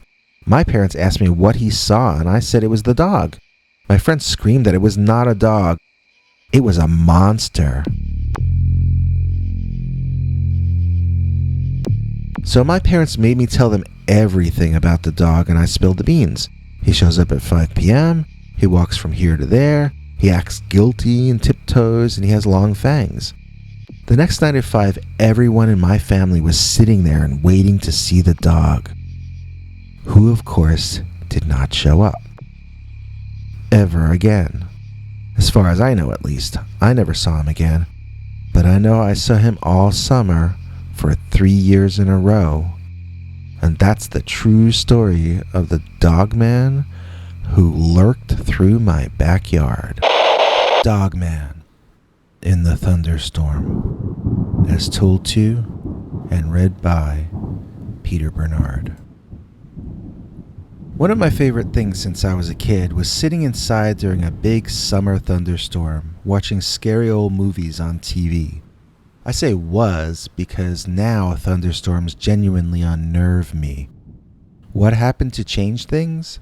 What happened was that I actually saw a real, living Dogman during a thunderstorm. And ever since then, the fear for me is very real. Now when it's a thunderstorm, there is no place I can go to feel safe. I think I might have some form of post-traumatic stress disorder, which I know is not something to joke about. When there's thunder and lightning going on now, I lock myself in my room and pull the covers over my head like a little kid. I know that doesn't make sense, but nothing makes sense to me since that night when the Dogman tried to get in at me.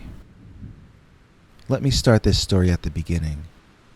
I was asked by a friend of a friend to watch this big old house that had recently been purchased by a young but rich showbiz couple who were going on a European vacation.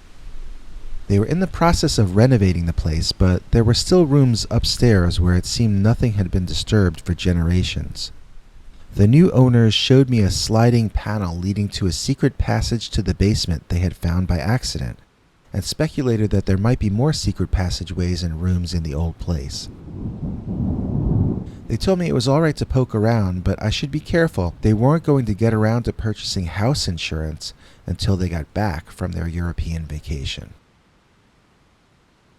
They were delaying any further renovations or reconstruction work until they got back so they could supervise. Therefore, I was left completely alone and had the run of an entire old Addams Family type mansion. The backyard was, I'm not exaggerating, a small lake and a forest. Like imagine Central Park as your backyard. It was a wild and unkempt backyard though. I walked a few hundred feet into the forest one day looking to see if there might be a shortcut to the next town over through those trees. It got so overgrown that after a while I realized I would need a machete to get through, so I turned back. When I took a shower later, I realized I'd become covered with ticks during my 5 minutes in the forest. This place had reverted to nature very quickly after the last owner died. Not having access to any car, I took to getting food delivered from one of those internet food delivery services, and pretty much just hung out downstairs in the air-conditioned TV room with the big picture window looking out toward the jungle, I mean the forest. That is, until the day of the big thunder and lightning storm.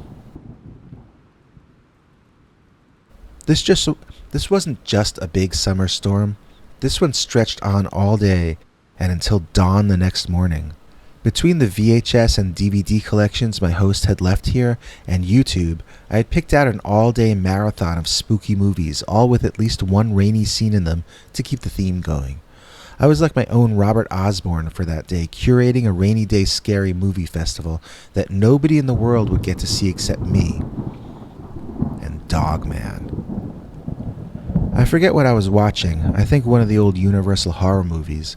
It had Lon Chaney Jr. in it as the Wolfman, but it also had Glenn Strange as the Frankenstein monster. Or, wait, was it Bela Lugosi?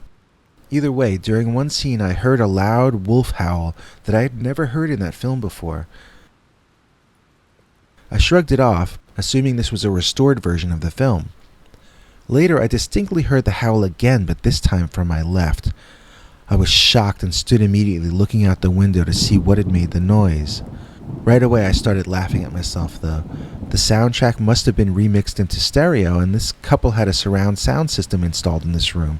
I laughed at myself for being such a prole that a surround sound movie had me scared, and I settled back into the film. After it was done, I took a bathroom break and even took a shower, making some rainfall inside as well. I needed to relax a bit after the weird stereo howling from before. The shower made me feel human again, and I said a silent thank you, grateful that the only dangers I had to worry about were the ones manufactured by my own imagination. After shampooing, I used one of the homeowner's fancy, expensive-looking hair conditioners. It said to rub it into the hair, then wait 5 minutes before rinsing it out. While I was waiting, I watched the rain pour and the lightning flash outside, and I listened to the thunder. The water was pouring down so hard it was hard to make out any details of what was behind the house at all. It sure did look, though, like there was a man standing there, looking back at me. It must have been an illusion, because why would a man be standing in the backyard near the woods in such a torrential downpour? I must be seeing something else that the rain is distorting to look like a man, I announced to nobody at all, but I was unable to convince myself that this was the case. What the hell was that over there? After my shower, I walked around to different rooms in the mansion, trying to get a better view of whatever was out there. Finally, I found myself on the ground floor looking through the picture window with the homeowner's binoculars pressed to my eyeballs, and still only able to make out a silhouette. I was about to shrug my shoulders and give up, deciding to wait until the rain was over to go look tomorrow, when suddenly the dark figure moved.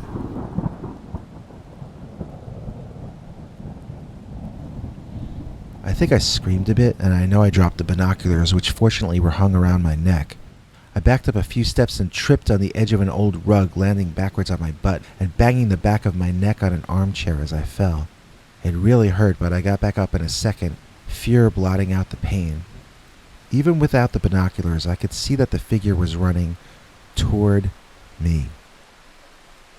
The picture window in front of me started about 1.5 feet off the ground and went up to only a few inches from the ceiling.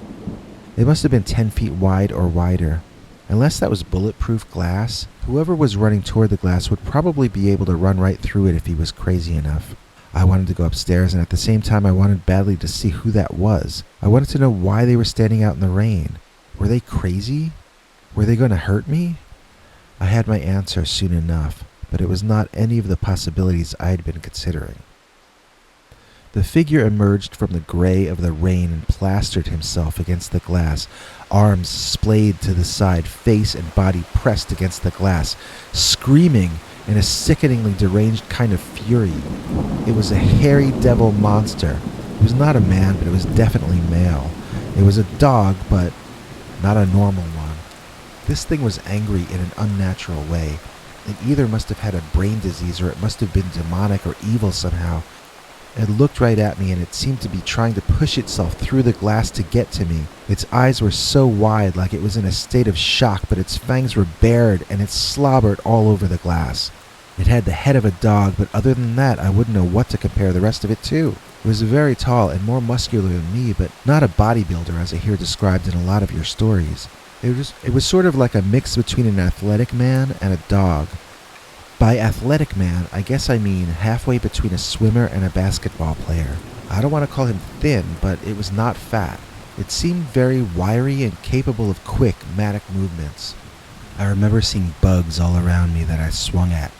I thought this was a demon bringing flies with it, but then I realized the flies weren't real. I was just blacking out. Darkness filled the edges of my vision as I tried to run to the stairs and get to my bedroom. I woke up later, face down on the staircase. I guess that's how far I made it before passing out. Everything was dark, and I could hear the heavy, unending downpour of the rain continuing. At once, I remembered the Dogman and turned quickly to see that he was no longer at the picture window. I breathed a sigh of relief and got to my feet, resolving to make myself a sandwich and calm down. I contemplated calling the police, but what would I tell them? I was watching a Lon Chaney movie, then I was convinced I saw a real werewolf out the window, so then I fainted like a lady from a corny old movie. I was sitting at the kitchen table eating my sandwich when I heard what sounded like someone walking up the basement steps to the kitchen door. I raced over and bolted the door. I noticed that it had 3 more locks on it, which seemed especially strange for a door between a basement and a kitchen. I took advantage of their presence, however, and locked every lock available to lock. When something large hit hard against the other side of the door, I shouted in surprise and took a few steps back. Someone was in the basement, and they were trying to break into the kitchen. I ran out of the kitchen and upstairs, and I could hear what sounded like furious snarling or growling down there. I had no doubt it was the creature that had somehow gotten into the basement. I ran into my bedroom and locked the door behind me, realizing I had left my cell phone downstairs. Fortunately, there was a landline in this room, so I called the police and told them there was an intruder who had broken into the basement and was trying to get into the main part of the house. They said they were sending someone out and made me stay on the line with them, but it was uneventful. Around a half hour later, the cops finally arrived and I went down to let them in, terrified the entire time and jumping at everything. One of the officers stayed with me in the TV room while some others went down to the basement. They came up a while later, saying nobody was down there. They advised me to get a lock for the basement door and basically were just going to leave it at that. I asked if someone couldn't stay here on duty in case the thing came back, but I got dirty looks and a lecture about what their job was and how many people they had to protect. They also told me there was little chance the intruder would come back now that he had been rousted. He was probably off looking for some other place to get out of the rain by now. They sounded like they knew what they were saying, so I was lulled into thinking they were correct. I bid them a good night, and off they drove, disappearing into the dense rain. I tried to resume watching movies, but I was way too nervous and paranoid by this point. I went upstairs to the bedroom again and locked the door, even though it felt stupid to do it. I pulled out my Kindle and tried to read a book, but my mind kept wandering. What the hell was that thing I had seen? It was a monster man with a dog head. What the hell was that doing in this reality? Had it come from the lightning storm itself? That sounded really dumb, but I was trying to understand what had just happened. I heard scratching and I froze, all senses at attention. I moved my head from right to left until I could tell that the sound was coming from the next room. Maybe it was mice. I put on my shoes so the mouse couldn't bite my feet if I accidentally stepped on it. I unlocked the door and I tiptoed quietly to the next room, trying not to let the mouse know I was coming. I opened the door, peeped inside, and nothing. As in, there was nothing in this room at all, not even old stuff being stored there. My guess was that this room was scheduled to be renovated next once they got back, so they cleared everything out and cleaned it up in preparation. Then I heard the scratching again. Now it sounded like it was coming from my room. Returning there, the sound once again sounded like it came from the next room. It dawned on me that the sound was actually coming from the wall between the two rooms. Something was inside the wall making the sound. My heart dropped as I suddenly remembered the secret passageways in this old house. The secret passageways that led to and from the basement. I grabbed the phone and called the police again. Once I got through, I explained who I was and that they had just been out to the house. I then told the dispatcher that this old house had secret passageways, and now there was some sort of werewolf-type creature in the walls that was going to come out and eat me. And once I realized that sounded idiotic, and I tried to rephrase it in a less crazy way, when I saw the wall slide a bit. Someone or something was inside the wall, trying to get out into this bedroom. The dispatcher on the phone was now mocking me. "So, the werewolf is going to come out of the secret passageway and eat you all up, is that it, darling?" I realized that I had worded it poorly, but asked her if that was a crime that merited a death sentence. She laughed at my dramatic speech, and now the wall jerked quickly a few inches to the left. Now I could see a face trying to push itself through the space it had opened up. It was a wild-eyed, dark, wet dog head baring its teeth. I dropped the phone and ran into the bathroom, locking the door behind me. I jumped into the tub and curled into a fetal position, weeping uncontrollably and preparing myself for a most unpleasant death. I prayed that the bathroom door would hold, and I prayed that the madman who built this house hadn't put any secret passageways into and out of this bathroom. Outside the door, I could hear the creature breaking things, and I just cried. The next morning, the sun was up, and I could hear birds singing outside. I ached all over from my night in the tub, but it was silent throughout the house. Unlocking and opening the bathroom door with great fear, I was met at once with an overwhelming odor of wet dog. This caused my knees to buckle slightly and my head felt woozy. I really did not want to come face to face with that creature. Slowly, holding onto the walls and breathing with my mouth, I made my way around the house and downstairs. There were 2 lamps knocked down and smashed, but other than that I didn't really see too much damage. When I reached downstairs, I found my cell phone, which still had a 30% charge left on it. I called Uber and arranged to be picked up and brought to the train station. Then I plugged my phone into my laptop so it could recharge a bit before I got picked up. Looking in the kitchen, I saw the door completely busted from the inside, as I guess this was the way the creature exited the building. The pantry had been raided. Food and ripped up boxes were strewn all over the floor. I took a picture of it and texted it to the homeowners, explaining that I had to get out of the house immediately, but that the place was unsecured due to a break-in. They texted back that a neighbor was on his way over to take over for me, and I Ubered my butt the heck out of Monsterland. So the couple wanted me to pay for the broken lamps and doors as though I were the one who broke them. Fat chance. They act like I could have possibly caused that damage. I'd like to know how. Did I transform into the rampaging Hulk after being exposed to cosmic radiation, perhaps? After I told him the Dogman story, also known as The Truth, my friend who got me the house-sitting gig unfriended me from Facebook. I'm told the bunch of them now have a new crazy house sitter meme they pass between themselves based entirely on a cruel straw man version of myself. But humans will always be annoying, so you can't let them get to you. The main thing for me is, I survived the ordeal. I don't care if I lost the job, I don't care if I lost friends, I don't care if the jerky rich homeowners really do sue me like they say they're gonna do. The only thing I care about is that Dogman tried to attack me, and I survived to tell the tale. And that's something nobody will ever be able to take away from me. Do you have a scary story you want us to read on the show? Just call our voicemail hotline, 804-LIST-SCARY. That's 804-537-2279. And now for something completely scary. Dogman Face in the Window, as told to and read by Peter Bernard. When I was a kid, my mother got in a car accident and I was left with my Aunt Sylvia, who had grown very eccentric, living alone away from the rest of the family.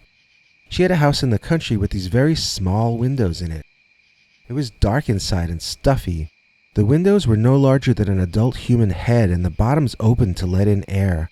As a consequence, the ventilation was atrocious and the rooms were dim. It was a very old house, so it wasn't as though she had built it that way herself. Yet it was a place that seemed to suit my crazy Aunt Sylvia. One night I asked her outright why the windows were so small there. She said she would explain after dinner. That evening she made a fire in the fireplace and shared some strange-tasting tea with me, and she began to tell me the story. Generations and generations ago, the founder of our family line struck it rich. He bought this land and had a small house built to live in while he constructed this mansion, which was to be where he intended to raise a family. Everything went well the first few weeks, but in his third living in the small house, he had a horrible encounter with what he described as a werewolf.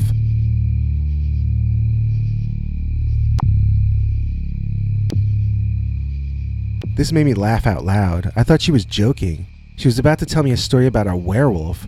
All along I thought this was going to be some serious history about our family, but she was leading up to a story about a monster. I figured Aunt Sylvia had a batty sense of humor, but she sure had gotten me reeled in this time. Then I noticed she wasn't laughing along with me. In fact, Aunt Sylvia looked sort of hurt and confused. So, she was serious about a werewolf living around here? More than just one, silly, she responded. It takes 2 werewolves to have a werewolf baby, so that he can meet a lady werewolf and make another werewolf baby. And then I interrupted the birds and bees lecture to make sure I was hearing this correctly. So the official family historical story about why this big old house has such tiny windows is because there were werewolves living in this area in those days? Oh, not just in those days, Aunt Sylvia corrected me. I never said anything about them moving away.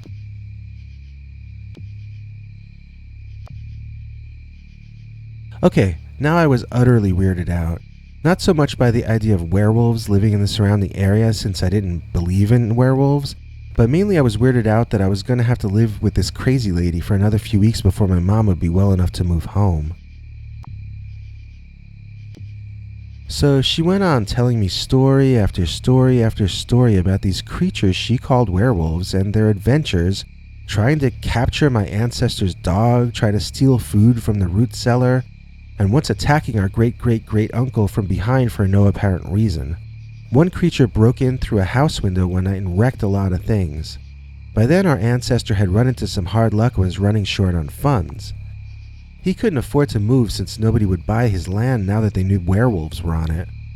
So he spent what he could to reinforce the doors and to install smaller unbreakable windows that the animals couldn't get through. Had any of these creatures ever attacked a person, I asked, suddenly realizing I was starting to buy into all this nonsense. If anyone has been attacked by one of these monsters, Aunt Sylvia said, he or she never lived to tell the rest of us about it.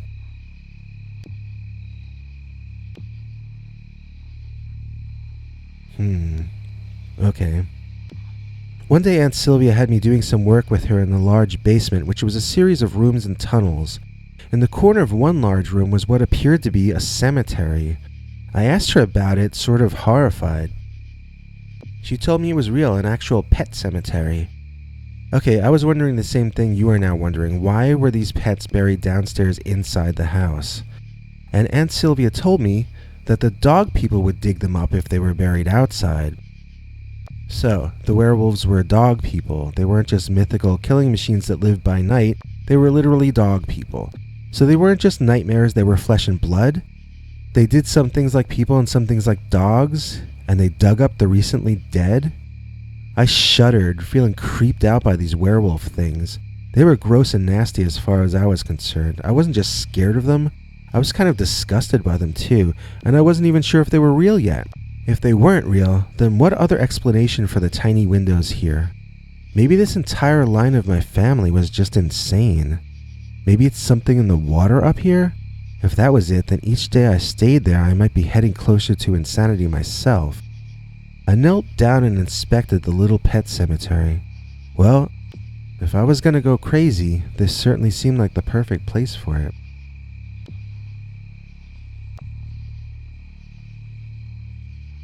That night I had the strangest dream. I was trying to start a car engine and it kept making a whining sound, then failing. Over and over again I turned the key in the ignition and the car would loudly make sputtering sounds and snarling whines, then silence again. People in my dream were getting impatient with me and I defended myself by pointing out that I was just a kid and I don't drive. The logic of that suddenly made me realize I was dreaming and that woke me up. The thing is, after I woke up, I still heard the strange snarling whining sound. Where was it coming from and what was it? I sat up, rubbing the sleep out of my eyes, and looked around. I couldn't see anything out of the ordinary. I was about to go back to sleep when I heard the sound again, accompanied by scratching. The dog wants to be let out, I thought, and I staggered to my feet to go see what needed to be done. I nearly fell over sideways. I was so off balance from just waking up. I wandered toward the kitchen, then remembered, there are no dogs living in that house.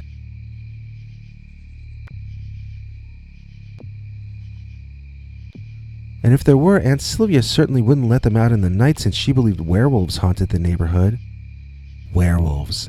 The sound of the dog whining and scratching. Maybe it wasn't a dog trying to get out of the house.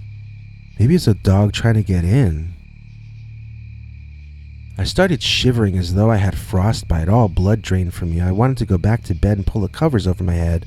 I ran back toward my room but passed the first floor bathroom on the way there. I saw something peripherally in that bathroom that made me grind to a halt a few steps past the bathroom door. I thought I saw something that made no sense. I could hear the dog whine sound and the scratching coming from the bathroom. That's definitely the center of the noise. I backpedaled slowly a couple of steps and peered inside.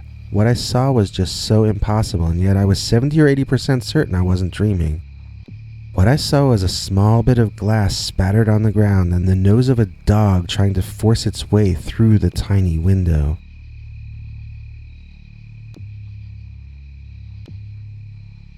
Sometimes the nose would withdraw and claws would scrape at the frame, trying to widen it so that the creature could gain entry into the house.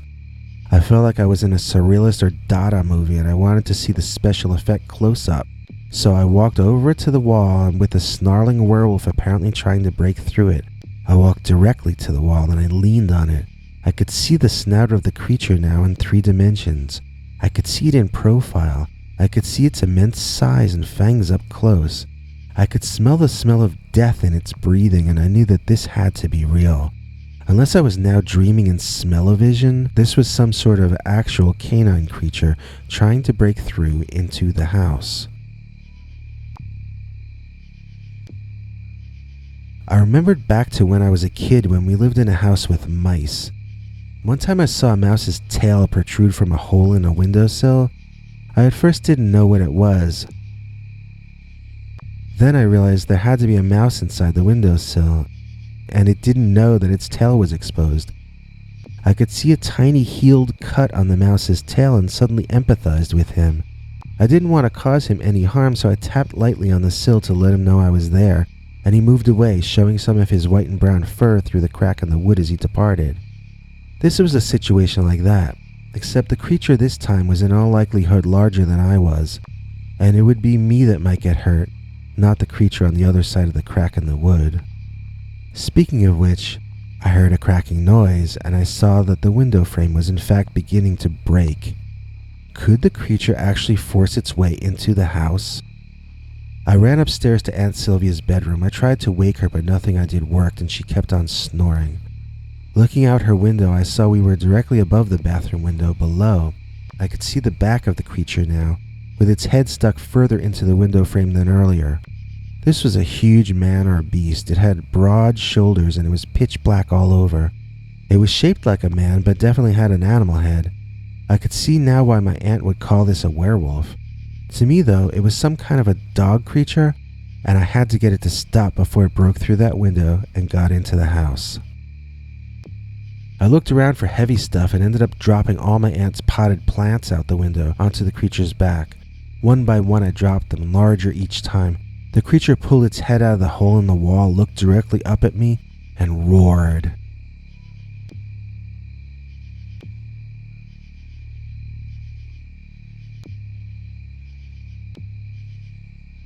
The werewolf seemed angrier than ever, and started trying to climb the aluminum siding of the house to get up at the window I was in.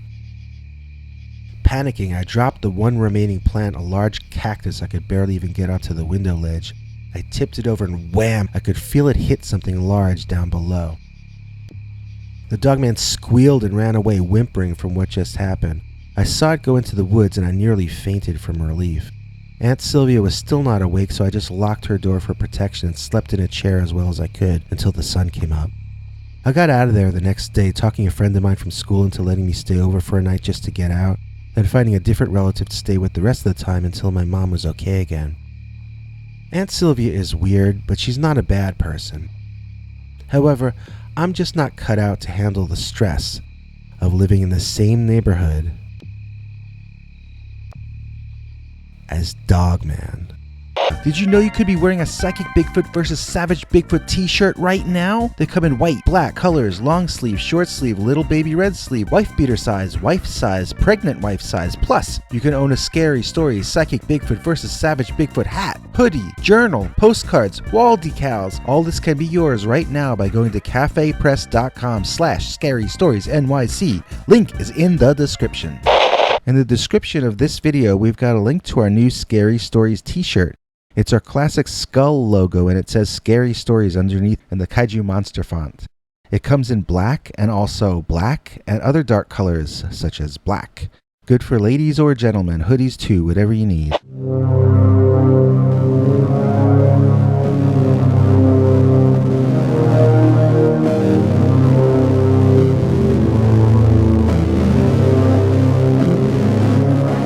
Come back for more scary stories.